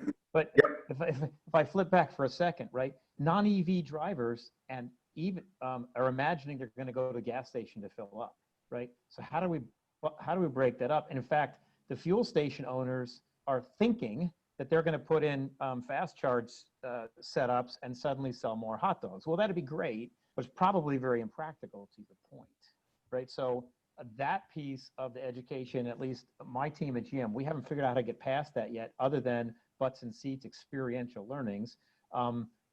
Social network will help us a bit because people do use that now as a quick means of communication. Most of you saw a GM announcement not long ago that we were doing a little partnership with EVgo on public charging, right? And specifically, these locations we're putting in will not be a typical filling stations. They will be locations. They will be out where people go for half an hour at a time, grocery stores, Kohl's type places, those kinds of things, specifically to break up just what you're worried about. But we're trying to get them out there and visible so people start to internalize this notion they can fill it up. Once they own the car or the truck, it's not going to be an issue, I don't think, because most of them will go back to home and work. Other people want to jump in? If not, what I'm going to do here is I'm going to ask one more quick question, and then we're going to ask one rapid fire question because we're getting close to the tail end here. Not surprisingly, and having grown up in the Midwest, one of the things that has come up a little bit is the idea of just cold weather and battery loss, right? A drop in range. And so just what is the industry doing to sort of deal with that? How to answer those questions? And, obviously Michigan can get cold occasionally. So it's not surprising that someone might ask about that. Anyone want to take that on? Well, we were recently in Colorado with our truck, and we also had the question around driving in the mountains and what that does in battery, and then there's always also questions around towing capacity, et cetera. I think for us, since we're a fleet focused company, we've done a couple of market studies and shown that most fleets go between 60 and 80 miles a day, while there's other fleets that are maybe statewide fleets that will go much longer. The 60, 80 mile range is fine for us because our battery pack is 250. Even with any cold, weather, we won't even get close to that. But I think, again, it's a point of education. You know, what Rick said is, you know, you can fill up your, you know, you can stop and get a DC fast charge, right? And to try to educate the consumer on that, even if you're out and about, there are still options out there. And all of our vehicles will, you know, obviously easily allow them to find the closest charging station. Great. Anyone else want to jump in, or should I can jump to my rapid fire end here? The heat is just physics. It's just a physics problem. We don't have any magic yet as an industry. I think one of the things that's helpful is that you know, as an industry, you all have been working on this testing effort and really putting the vehicles through some of the, you know, sort of hardest rigor, so that when you do get them on the street, consumers, when they're buying them, those vehicles have already gone through a lot of testing and a lot of work to make sure that they can meet the demands of cold, or as you know, the Rivian vehicle in the background going up a sand dune hill, and you know, I've seen the Ford vehicles as they've tested the Mach-E and showing the performance still in cold weather and on ice and snow, et cetera. So yeah, Ben, we've been testing the vehicle all around the country in all different climates. We have really extensive battery management software that's meant to deal with some of those harsh weather environments, and a battery preconditioning processes that does that as well. So while you could lose some range, it's certainly something that we're taking seriously. And with our largest battery pack, gets a 400 miles on a single charge. So we're hoping that takes care of some of the range anxieties. Yep. Let's jump to the rapid fire end here. I really appreciate, and I was sort of peppering in some of the questions from the audience. But you know, I think the investments from the auto industry, both incumbents and new, has been really exciting and impressive to see. The vehicles that are starting to roll off the assembly line are, you know, just a whole new wave. These are not the first round of EVs that I think people were seeing on lots, but now are actually you know, going to be able to meet everybody's daily demands, and I think no sacrifices. And so I'm really excited for that to be coming. Rapid fire, what's the most important next step for your company and Michigan to take to accelerate EV adoption? So you get kind of 30 seconds to a minute each just to answer that. And why don't we start in this case with Rick, and we'll go from there. Chargers, and some more chargers, and rate structure that's tied to it. Of course, if we can get money on the hood, we'll take it, but we can't rely on that, and that's not long-term. And follow the money. Let some private money or other monies come at Michigan more readily than elsewhere, and it'll get built up sort of organically. Great. Samantha. So we think I can echo what he just said, but we also just need to work together to make sure we have EV policies in Michigan that push us toward the carbon neutrality goals, but also further EV adoption. And that's still focusing on those four things: affordability, infrastructure for charging, product choice, and overall education. Chris? Yeah, for us, I would say, you know, rural charging infrastructure, it's great if you have an electric vehicle and you're in Grosse Pointe, but maybe not so great if you're in Alma or Pullman, Michigan. So rural charging infrastructure is important. And Caitlin. Thanks, Ben. Rivian is really excited to get our vehicles on the road. We start delivery of our products next year. We're also ready to further invest in communities around the country by building out our retail and service networks, creating more jobs. So I think Michigan can do a lot to open up restrictions for customers for EV access, encourage further investment so that we can continue and strengthen our partnership with the state. Well, I feel honored to have been a part of this panel. I really appreciate the time that you all took. Samantha joining us from, you know, on the border of a hurricane shows Ford's commitment to EVs and yours personally. And, you know, I think that we just barely scratched the surface around somewhat the policy opportunities are in Michigan. I'm excited to see all ships rise with the tide and the idea that we can all work together to do this. I think we're building a great team and community in Michigan, and excited to work hand in hand with the auto industry, as well as advocates like yourself, or the auto industry and advocates on the on this panel and community today, to make EVs a reality in Michigan. So thank you so much.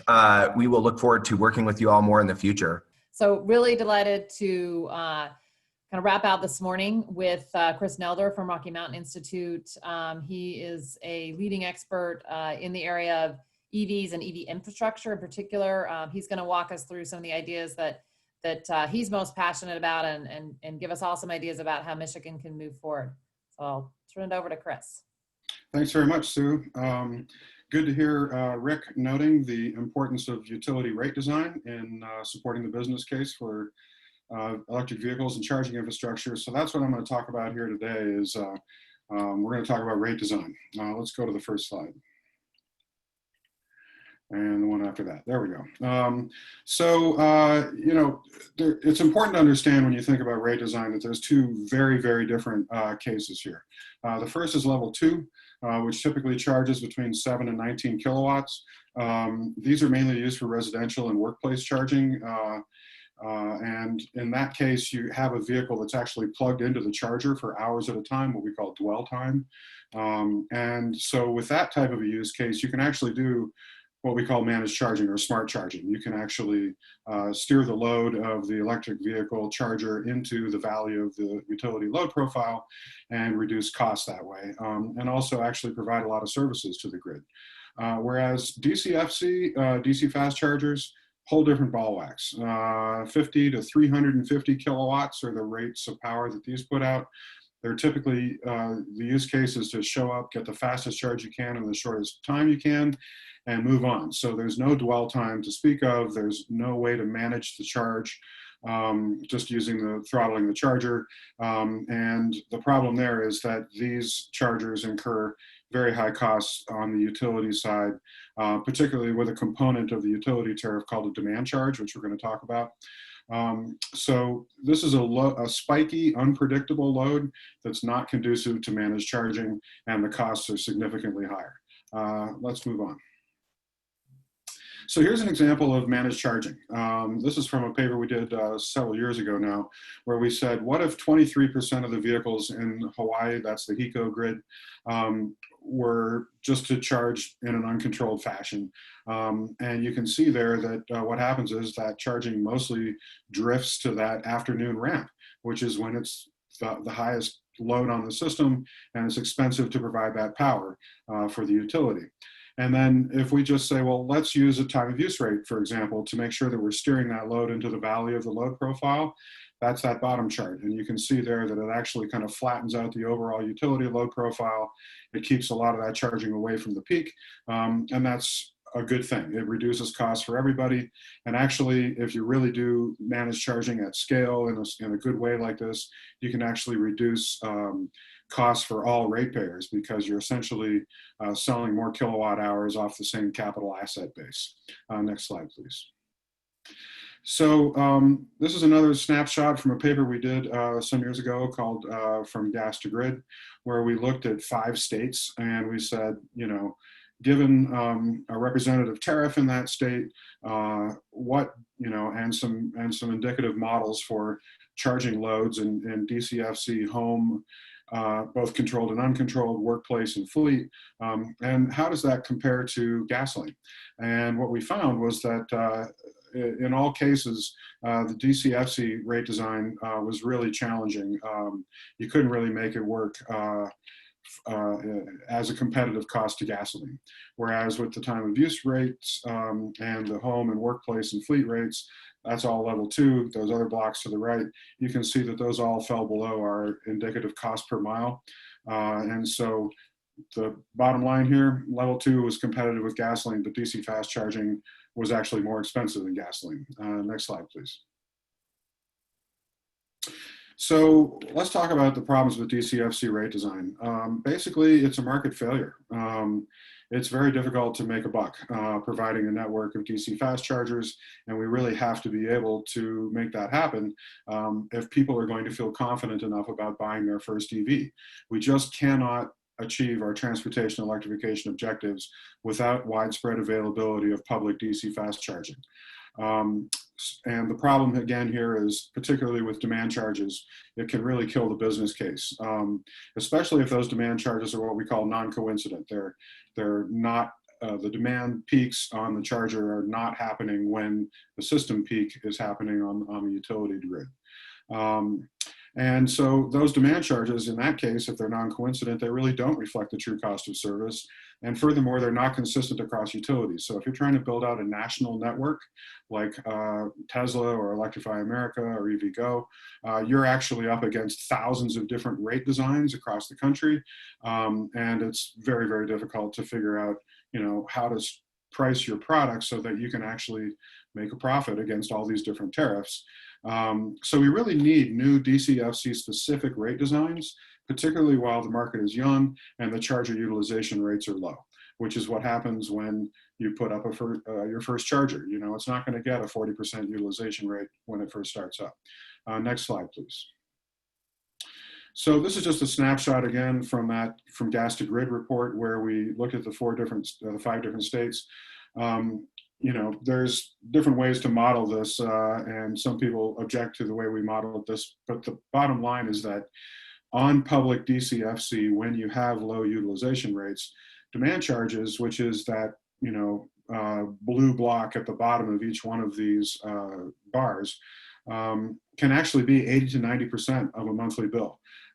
That's clearly not the intent of a demand charge, and that's the problem we have to focus on. Next slide, please.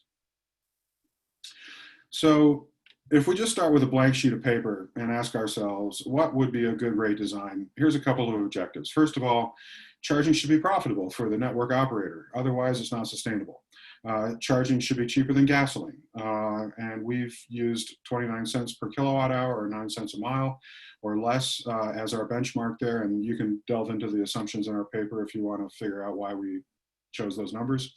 Level 2 charging should be considerably cheaper than DC fast charging because it's just a lot cheaper to install that hardware and to provide the power to those chargers.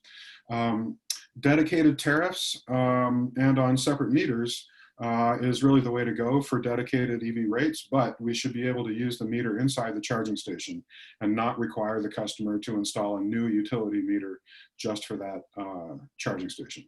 And tariffs should provide an opportunity to earn credit for providing grid services through managed charging. They should compensate demand response. They should offer a time of use rate. And we can even be much more sophisticated than that if we're so inclined. Let's go to the next slide. So I want to give you a quick look at the results of a study we did last year for the Colorado Energy Office, where we compared 3 different tariffs that were specifically aimed at charging, specifically high-speed charging. So Xcel Energy is the major investor-owned utility here in Colorado. So we looked at their SEV proposed rate. We also looked at PG&E's EV large S rate, which we adapted to the Colorado context by changing some of the price points. And we put our own rate design on the table. And we analyzed these 3 rates against 3 different load profiles.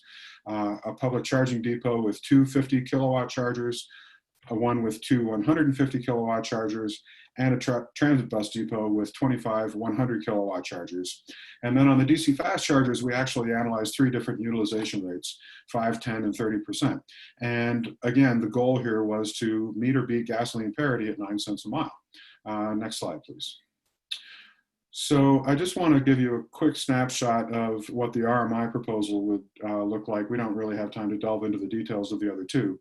But the secret sauce of our rate design here was that we allowed these charges to scale as a function of utilization rates. So we start with a relatively high per kilowatt hour charge. That's that sort of orange line there at the top of the chart. And we allow that to decline as the utilization rate on the charger increases. And then likewise for the off-peak, there's that sort of lime green line. And then the demand charge is that blue line, and we allow that to start at a low rate and actually scale up as a function of utilization.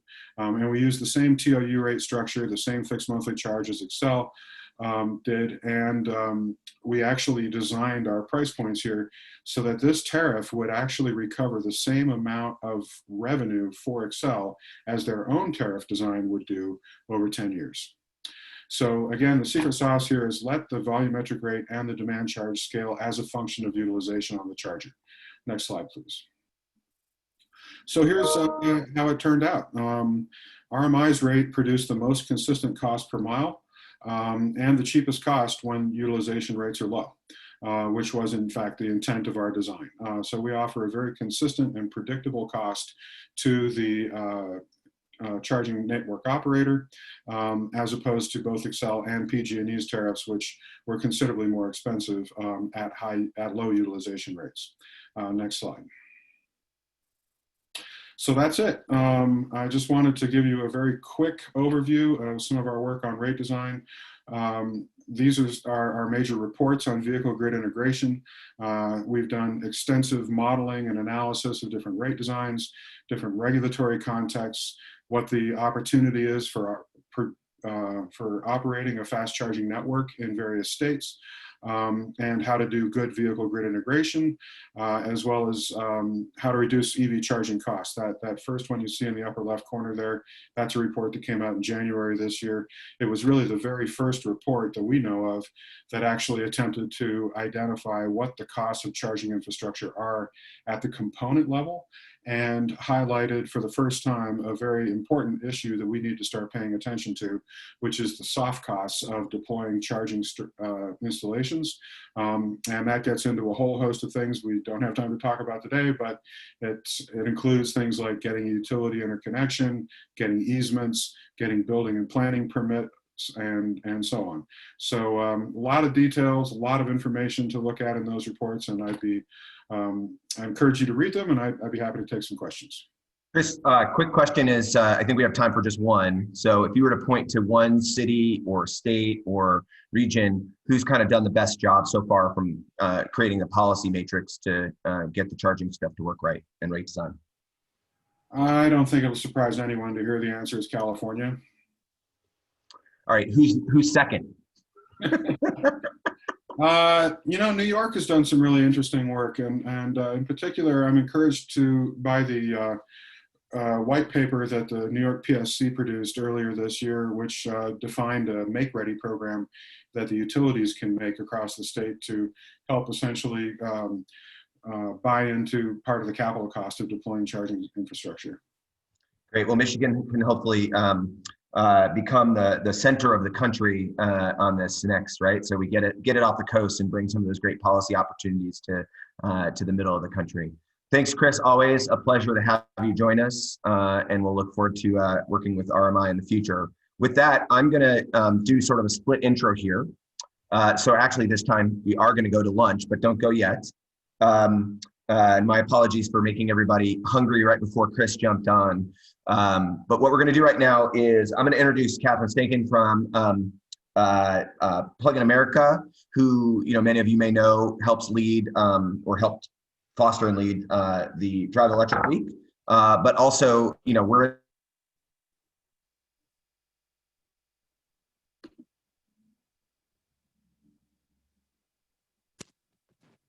Well, I think we lost Ben at a critical moment with the intro to you, Catherine. I guess we got everybody's attention, but Plug in America has been a great partner across the country. Lots of great efforts, including in policymaking. But I'll let you speak a little bit more to that, Catherine, and intro our really cool virtual ride and drive. Thanks. Yes, so thanks, Sue. It's been a great morning so far, and I promise everyone this will take about 5 minutes, and then you get lunch. So I'm Catherine Stankin. I'm the policy director with Plug in America, and we're a 501c3 that represents the voice of the EV consumer in Michigan and around the country. And we do outreach and education, as was mentioned there, the National Drive Electric Week, which we just wrapped up. Very successful week again this year. And we also do outreach to policymakers and to dealers. And on that last point about dealers, I saw there was a question in the chat about that. We have a dealer training program. It's called PlugStar. So just go to plugstar.com. I encourage you to check it out there. So if we were in person, we would be doing this ride and drive in person, obviously, but given the times, we're moving to it virtually. So without further ado, I will turn it over to Senator McMorrow, who's going to take us for a ride in her Chevy Bolt.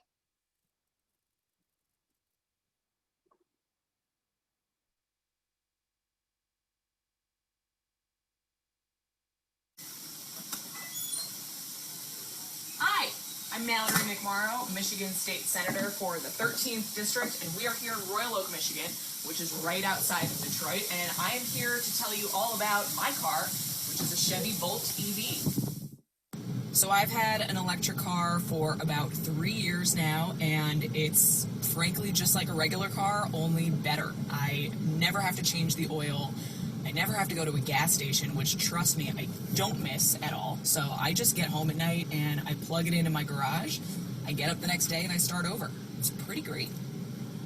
Like a lot of people, one of the things that attracted me to want to get an electric car was thinking about my impact on climate change and wanting to do even a very small part that I can do to lessen our impact on the environment. So thinking about a vehicle that doesn't offer any carbon emissions, that is more friendly when it comes to not needing oil changes, is lighter in manufacturing, has less moving parts inside, that was really, really appealing to me. But since I've had the car, and I've had it now for almost 3 years, I've got to say I can't imagine going back to a regular car. It is a lot of fun to drive. I am a die-hard car person. I have spent my career at Mazda and Mattel working on the Hot Wheels brand. I wrote briefly for Road and Track before joining the legislature. So I am a car enthusiast. I love things that go fast. I love track days. And having an electric car, that pickup, that torque, is unlike anything else out there, and it is strange at first when you don't have the sound feedback that you get in a traditional vehicle, but it's super cool. I really, really enjoy it. I also have to say I am probably the outlier when it comes to commuting. I live in Royal Oak, Michigan, but I work at the Michigan State Capitol. That is an 86-mile trip one way for me. So it's a 3-hour round trip commute 3 days a week. So I really kind of max out the range of the car and probably, I would venture a guess, have a much longer commute than you do. So it's perfect for daily driving, for getting around to get where you need to go, but it's also really great for me, for somebody who does drive, 170 miles round trip a day, to unplug it, leave my house in the morning, drive to work, turn around, come back, plug it in at night, and never need to go to a gas station. It's been a really, really wonderful experience. It's been fun to see some of my colleagues who have asked, what's the gas mileage on this thing? And I say it's kind of a trick question because it's none and about 239 miles per charge. So it's pretty cool. It is something that I highly recommend taking a look at. And I feel like once you get in it and experience it, you realize pretty quickly that it is just a car. It's a car like any other car, but it is better. It's easier to use. There's not a huge hurdle to ramp up to learn about how to use new technology. And I am a huge fan, huge advocate.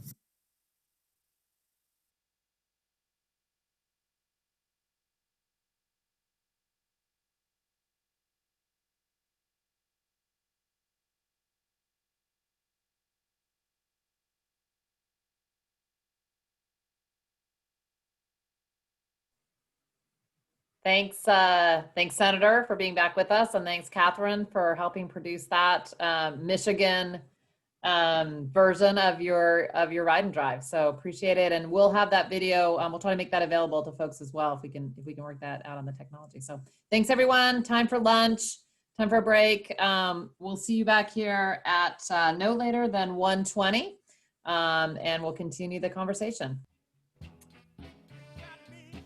Well, welcome back, everyone. We're going to get started in just 1 minute, but we wanted to share with you all just a quick outtake of the most recent poll that we put up there. Thanks for your replies. Kind of a good lead into our next session, which is really drilling into some of the policy options for Michigan. So first question was, what are the 2 most significant challenges to greater EV adoption in Michigan? And there are a couple that stood out there, as you can see. Public charging station availability. and the upfront cost of many EVs were the two that jumped in there, and then kind of an assortment of other pieces there. So that kind of goes along with some of the discussion we had in the fireside chat. Then we were asking you, what are the two most effective policies to increase EV adoption in Michigan?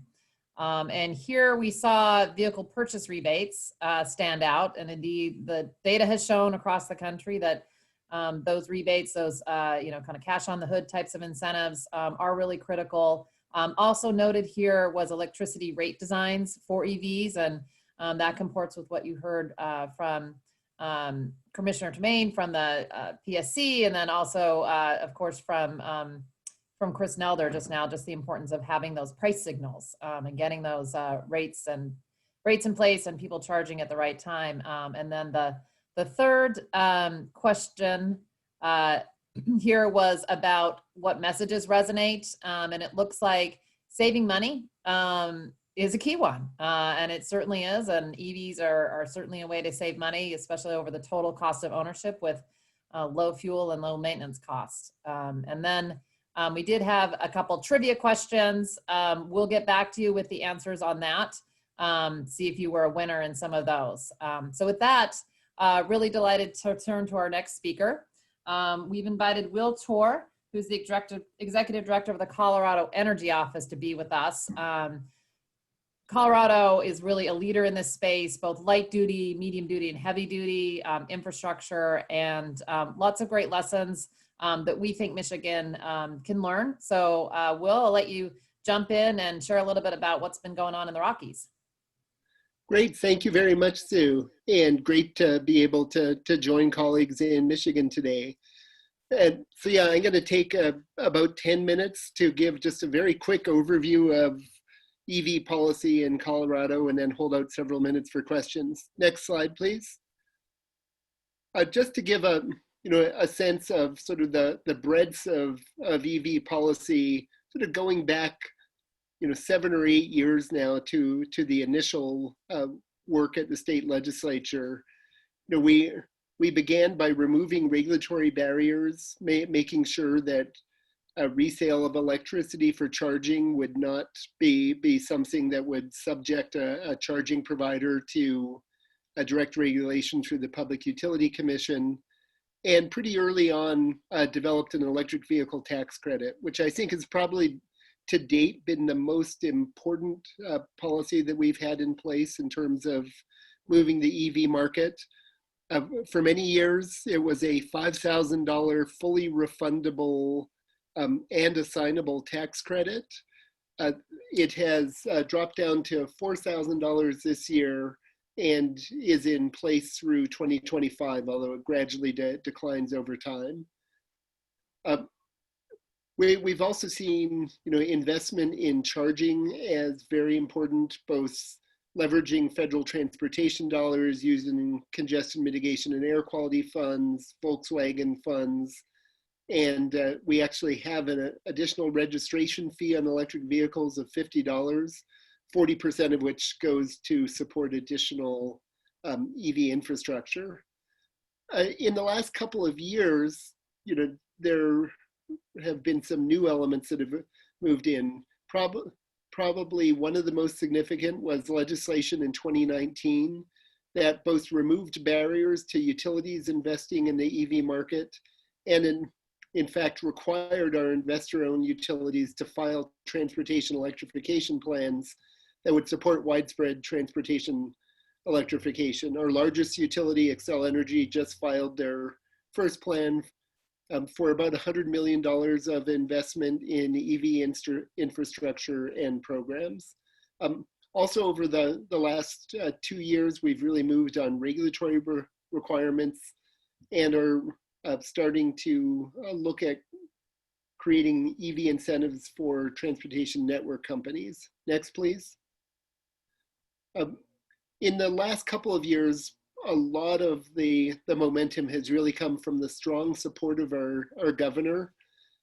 My actual first full day on the job after Governor Polis was elected and I joined his administration was when he issued his first executive order and it was to support the transition to zero emission vehicles. So really put a strong stake in the ground from the governor's office down that Colorado was committed to this. And I think, you know, just the signal that that has sent to the market has been very important. Next, please. One of the first major things that the new administration did was adoption of zero emission vehicle standards, you know, that require that the manufacturers who are selling in the state have to achieve a certain minimum percentage of ZEV vehicles measured by a sort of tradable credit program that grows over time through 2025. And this was a really interesting process that where when we went in, you know, based on the experience from other states that had adopted in the past, we thought this might be quite contentious with the auto industry, but in fact, we were able to work very closely with, at the time, the two major associations, you know, the Global Auto Alliance and the Alliance of Auto Manufacturers, to come up with a consensus approach to adoption. And the final rule that was adopted by our state air commission was actually jointly submitted by the state agencies, the Energy Office and Transportation Department, and the Alliance and Global. So it was, you know, very, very interesting, and I think has really set the stage for a very positive working relationship between the state and the manufacturers going forward. Next, please. Now, I would say that, you know, adopting the ZEV standard was not without its challenges. Despite the support from the manufacturing community, where there was significant opposition from our state auto dealers association, and at the national level, the Association of Fuel and Petroleum Manufacturers was quite engaged. But the fact that we were able to do this in a way that I think really worked for the OEMs made it much more politically viable than it otherwise would have been. And there was strong support from, you know, throughout the state, from local governments and public health. I think that in particular, you know, being able to have the analytical work that showed that there would be significant consumer cost savings, local air quality benefits, climate benefits, and downward pressure on electricity rates were all very compelling in the dialogue around this. Next, please. As we go forward, the state has recently adopted a new statewide electric vehicle plan that really sets some stakes in the ground about our long-term goals for both light duty and medium and heavy duty vehicles. Next, please. Our work in this was really largely driven by the state's commitment to meeting greenhouse gas emissions targets that the legislature has adopted. We have a goal of a 90% statewide reduction by 2050 and a 50% reduction by 2030. And in the analytical work, you know, developing the strategies for actually meeting those targets, one of the things that became very clear is that by 2050, we really do need to be close to 100% zero emissions for light duty vehicles. And, you know, working backwards, you know, we looked at a number of different scenarios, but in all of them, I think the conclusion was that by around 2040, we really do need to be at least close to 100% market share for new sales on the light duty vehicle side. And so we've incorporated that as a long-term goal in our electric vehicle plan, are now working on sort of developing the strategies for achieving that goal. Next, please. I'm not going to run through sort of everything in the EV plan. You know, I would note that in addition to the light duty vehicle side of this, we have very much identified the need for a transition to zero emission vehicles for medium and heavy duty vehicles, as well as the need for significant additional investment in infrastructure, both by utilities, the private sector, and the need for additional public sector investment. Next, please. And I think I'll probably wrap up with this one. I would say that one of the sort of more interesting new developments for us really is this work on medium and heavy duty strategy. We signed on to the 15-state MOU on zero emission vehicle, medium and heavy duty trucks, but simultaneously launched a stakeholder engagement process that's actually led by our Department of Transportation with participation from other agencies, including the Energy Office, in cooperation with our Motor Carriers Association to look at a comprehensive clean trucking strategy that is looking both at the infrastructure needs for zero emission trucks, what type of public incentives may be necessary, at least over the short term, to support fleet adoption, and potential regulatory strategies, including consideration of advanced clean trucks rule and potential fleet rules going forward. We're trying to really explore this in a comprehensive and holistic way, and to look at what type of investments and complementary policies will be needed, if we're going to certainly seriously consider any regulatory options. And so I'm very hopeful that over the next year, we're going to see some real progress on a medium and heavy duty policy to sort of match some of the work that's been done on light duty vehicles in Colorado to date. And with that, I will throw it open to discussion and questions. Great. Well, Will, it's always a pleasure to get to spend some time with you. Will and I go way back in our Colorado days of working on early stage EV policy. In fact, I didn't really realize it at the time, and I think, Will, when you were at the Southwestern Energy Efficiency Project, but I think to some degree we worked together to pass the first EV tax credit in Colorado, when it was way before there was really any light at the end of the tunnel that EVs were going to be as big a part of the transportation sector as they now will be. So it's always easier to pass a funding mechanism before there's any actual vehicles out there, so that the fiscal note is really small. Yeah, I would love to say that we did that on purpose fully and really predicting, but I think we were a bit ahead of our own time on that front, but great to see how those things happen. One thing I think that's really interesting for people in some ways is, Colorado has really jumped into the front on a lot of the policy work, but I think in some ways it's been a coordinated effort over time, right? And it's the idea of creating a suite of policy actions that can lead to high ambition. And so I'm just curious if there's anything you might share in your experience, both being now at the Energy Office, right? But before being part of the advocacy community, what's good for Michigan to be thinking about as they're starting to develop a more robust policy suite and really, making sure Michigan can also become a leader.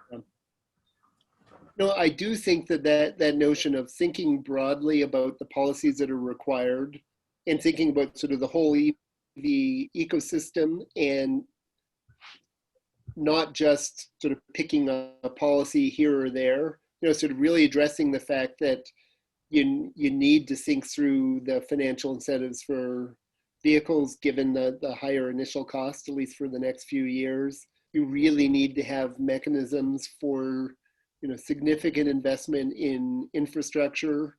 And I think that, again, means thinking about both the utility role and the public sector investment piece of that. I think you really need to assure that you've got model availability, which for us was really a lot of what the ZEV standard was about. And I think it's really important to be thinking through sort of consumer education. There's a lot of evidence that some of the biggest barriers are simply people still don't understand, what's available and what EVs can do. So I would really encourage thinking holistically about what a package would look like, and then sort of mapping it out. If you can't do it all at once, sort of what a multi-year strategy would look like to sort of build in all of the policy elements that are necessary. So we only have one more minute, so maybe last question here is, what's been the biggest impact on the ability, or how did you guys sort of foster this relationship with OEMs to sort of create maybe more of all oars rowing in the same direction?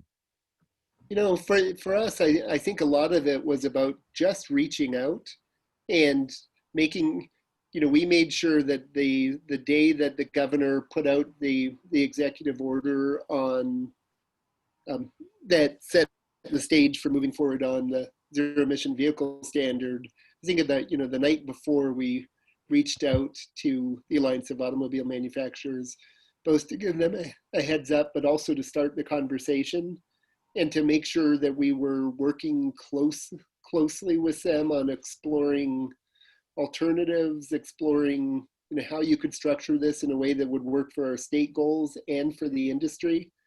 And just maintaining that open line of communication, I think, has been really, really helpful. And I think we've seen the industry responding in some really positive ways. So a few weeks ago, you know, General Motors announced that they were, for the first time, going to be able to start using the assignability of our tax credit to convert it into an upfront point of sale incentive.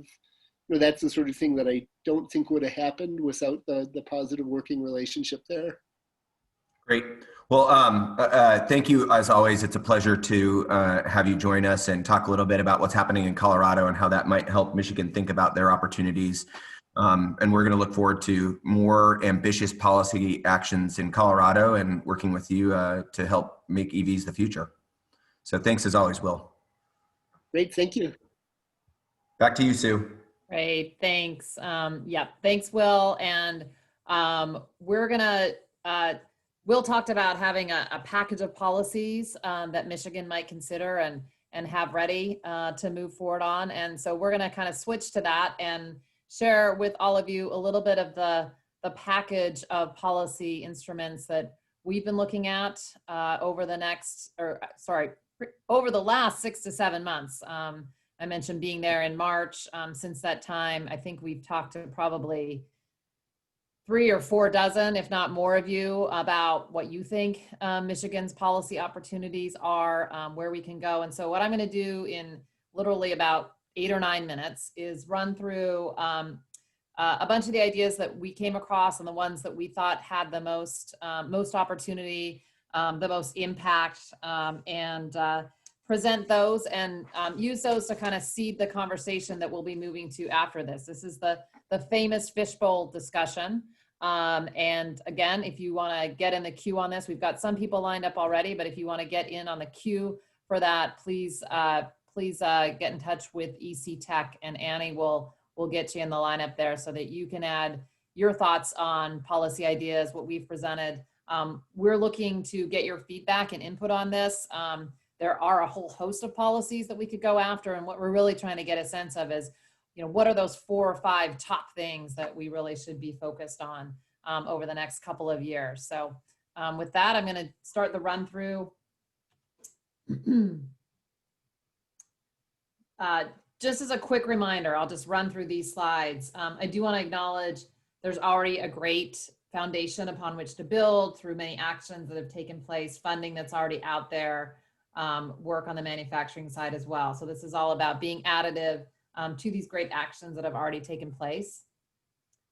Also want to remind folks that there's a long ways to go at the same time. And if the goal, as we've heard from the announcement by Governor Whitmer back on the 23rd, if the goal is to get to decarbonize the economy in Michigan for the transportation sector, here's a little bit of a glimpse of what that looks like on the top. And then on the bottom, you see where those zero emission vehicle sales need to go. You know, we're kind of below that 20% mark for a little while, but then they really need to ramp up pretty quickly. And I think we have the chance to do that. We've heard about the models, we've heard about the commitments, about the funding that's coming forward. But it really does require, in our minds, some policy interventions to really make sure it's not just the market moving itself, but with some assistance from policy as well.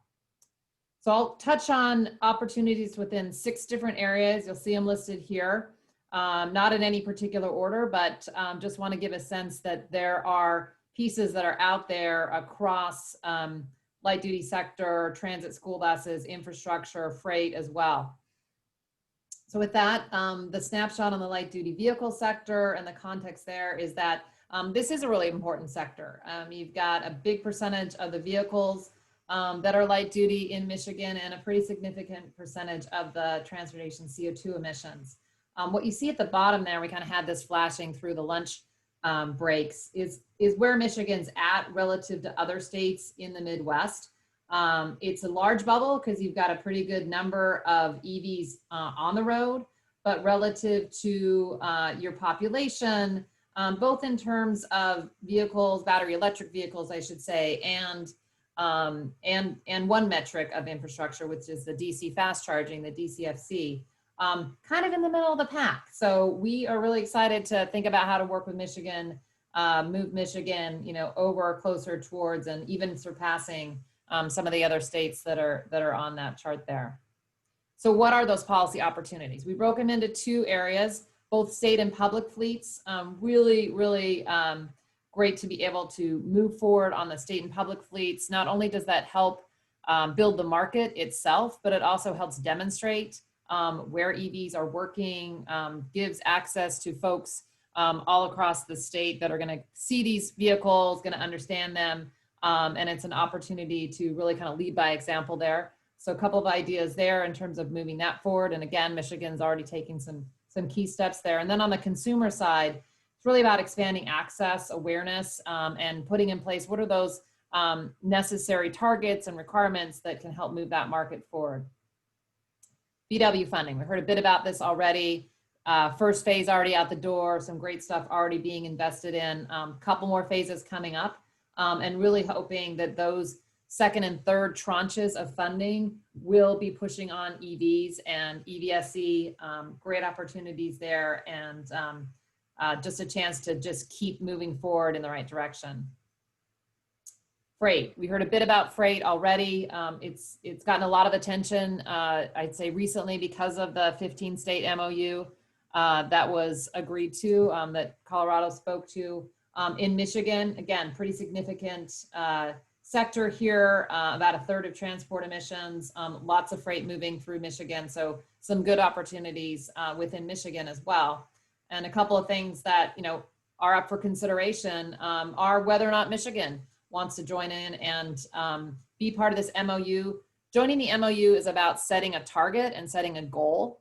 And then how the state decides to accomplish that goal is really up to the state. And we're really excited to bring some of our expertise in working in this area to think about what are those policies. Is it financial incentives, different regulatory programs? What are the pieces that could go in to support that, including through the public fleet? Because there's definitely a fair amount that can be done in that, that portion of the sector as well. Electric transit and school buses, this came up a bit earlier. We got some great back and forth in the chat about some of the different places that are excited about some of the transit buses coming their way. You heard from Jean at the DOT about their investment in the rural portions of Michigan to try to move this forward. As I mentioned, we've been working with 3 cities in the state to move that forward, and some real opportunities to really not only bring this to the rural areas, but also the urban areas as well, and give access to an electrified future that those folks who don't drive themselves, can have access to as well. So there's probably about, these 4 different categories we laid out here. One of them is about just setting a target, figure out where can you go? How can you get there? Thinking about procurement roles, thinking about how there's some disincentives when you've got savings in your operational expenses, but you want to be able to kind of use those savings in your capital budget and some of the challenges that are faced on a budgeting basis. And of course, there's a really important role for both VW settlement funding as well as the opportunity to use utility funding and direct that towards transportation electrification for this sector as well. Infrastructure and rates, I think we've heard quite a bit about this, and it's for a good reason, because they really are critical in terms of moving the market forward, getting charging happening at the time that's most beneficial for the grid, which is therefore most beneficial for all consumers, whether or not they're driving in an EV or not. And it's also an important way to just get the pricing signals right to all the users. So you've got a little bit of a sense here of the infrastructure that's out already, kind of a mix of mostly level 2, but also some DC fast charging coming in as well. And you'll see that there is, as you heard from the PSC, a fair, some dollars starting to flow. We think the opportunity to increase those levels. So there's a wide swath of infrastructure and rate related pieces here, starting with something known as the low carbon fuel standard. That's in this bucket because that is applied at the fuel provider level. So in this case, it would be the electricity provider. And it's a way really to create a market system that incentivizes those low carbon fuel providers, and then have the revenue that's generated from the providers that are not low carbon and bring that into the mix and be able to use that funding to invest in more infrastructure. We've seen that get some attention nearby in Minnesota. They're pursuing and looking into that, and there's some discussion afoot for more of a regional approach to that. And I'll note that that is fuel neutral in a sense that it's not just electricity that would be part of that. It's really based on the carbon content of the fuel. Also, as we've talked about, a number of rate structures, the opportunity to look at EV ready building codes, putting in EV charging devices and wiring to make that possible upfront in a new building, way less expensive than having to go back and retrofit after. And then a whole bunch of opportunities again in terms of the rate design. Let me just end on the idea of supporting access. So we put in two things here, kind of two sides of the coin, really, if you will. It was brought up earlier, registration fees for EVs. They're about at $135 per year, depending upon the weight of the vehicle, but this is basically what they're looking at. In addition, there's a number of other fees that are higher for EVs just because they have a higher price tag and so forth. And the opportunity there really is to think about how do we reform this? And I think as the DOT speaker shared with us, it's really in the context of how do we move forward with an overall improved structure for funding our transportation infrastructure. It's not just about EVs. We've got, some real challenges facing that entire revenue stream. And so how can we be creative and think about moving that forward and do so in a way that's equitable for all drivers? And then the second piece of it, we heard about this from Caitlin with Rivian. There's been some recent attempts to try to limit the direct sales access that EV manufacturers are hoping to have into the market. Many other states have decided, hey, the right thing to do is let EV OEMs sell into the market. We want to be able to have more EVs on the road, not fewer. And really pleased that some of the traditional manufacturers have also agreed with that position and want to ensure that there is that access to direct sales.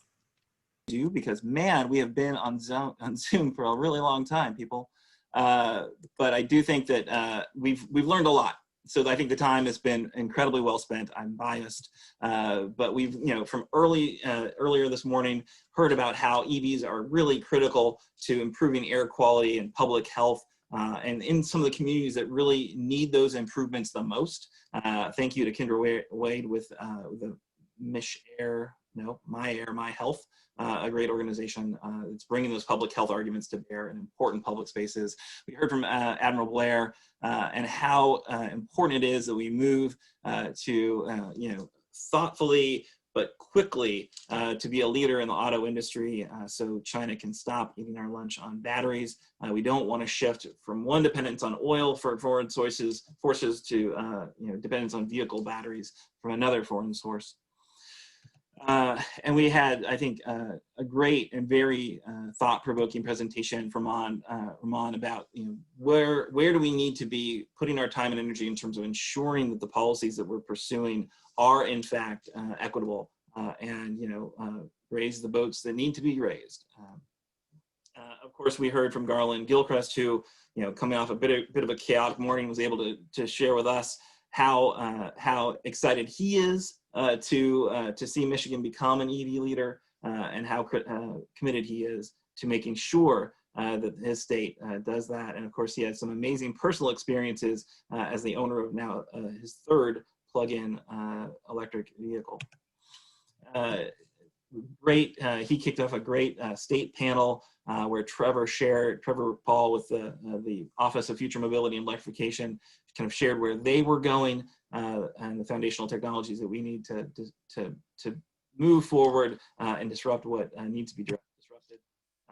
Tremaine Phillips with the Michigan Public Service Commission showing a really, I think, great understanding of where we are and where we need to go, and that embrace of the decarbonization of our electric grid generally and transportation critically specifically.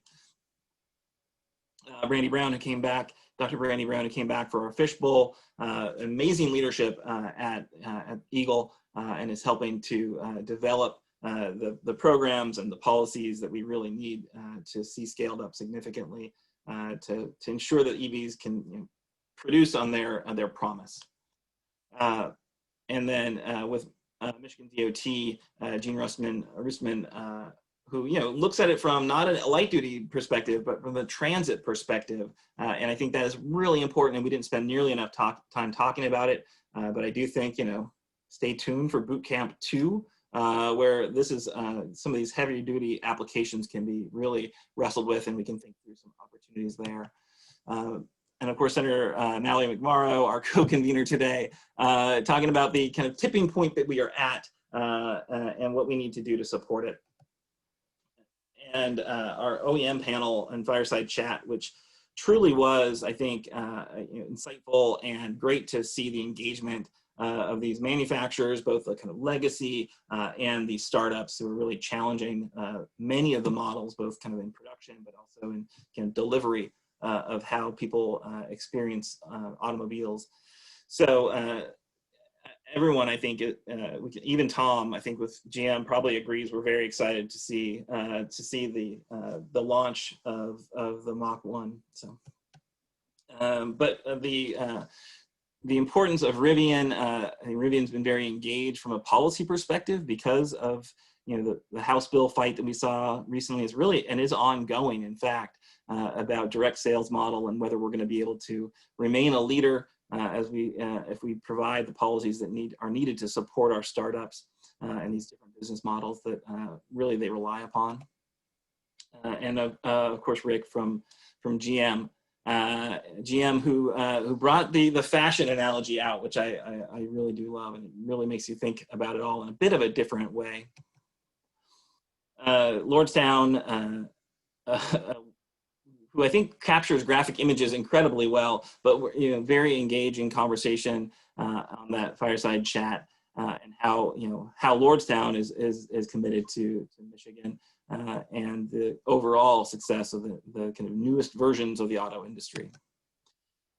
Chris Nelder, who our kind of charging guru, and I think talked about fast charging and the models they use to develop fast charging rates, and something we really do need to think about if we're going to get folks, reliably, dependably to the UP when they want to go. We're going to need to have some fast charging infrastructure to support that. And of course, our friend Will Tour from Colorado, who talked about how important it is to kind of be working with the manufacturers as you move forward, and pointing out that Colorado's got some great lessons that we can all learn from. So what are the next steps? Really, where do we go from here? I think it's critically important that folks remain engaged. What I'm going to share with you is that we want to keep you informed about what are the opportunities to advance smart and impactful policy at the state level here in Michigan.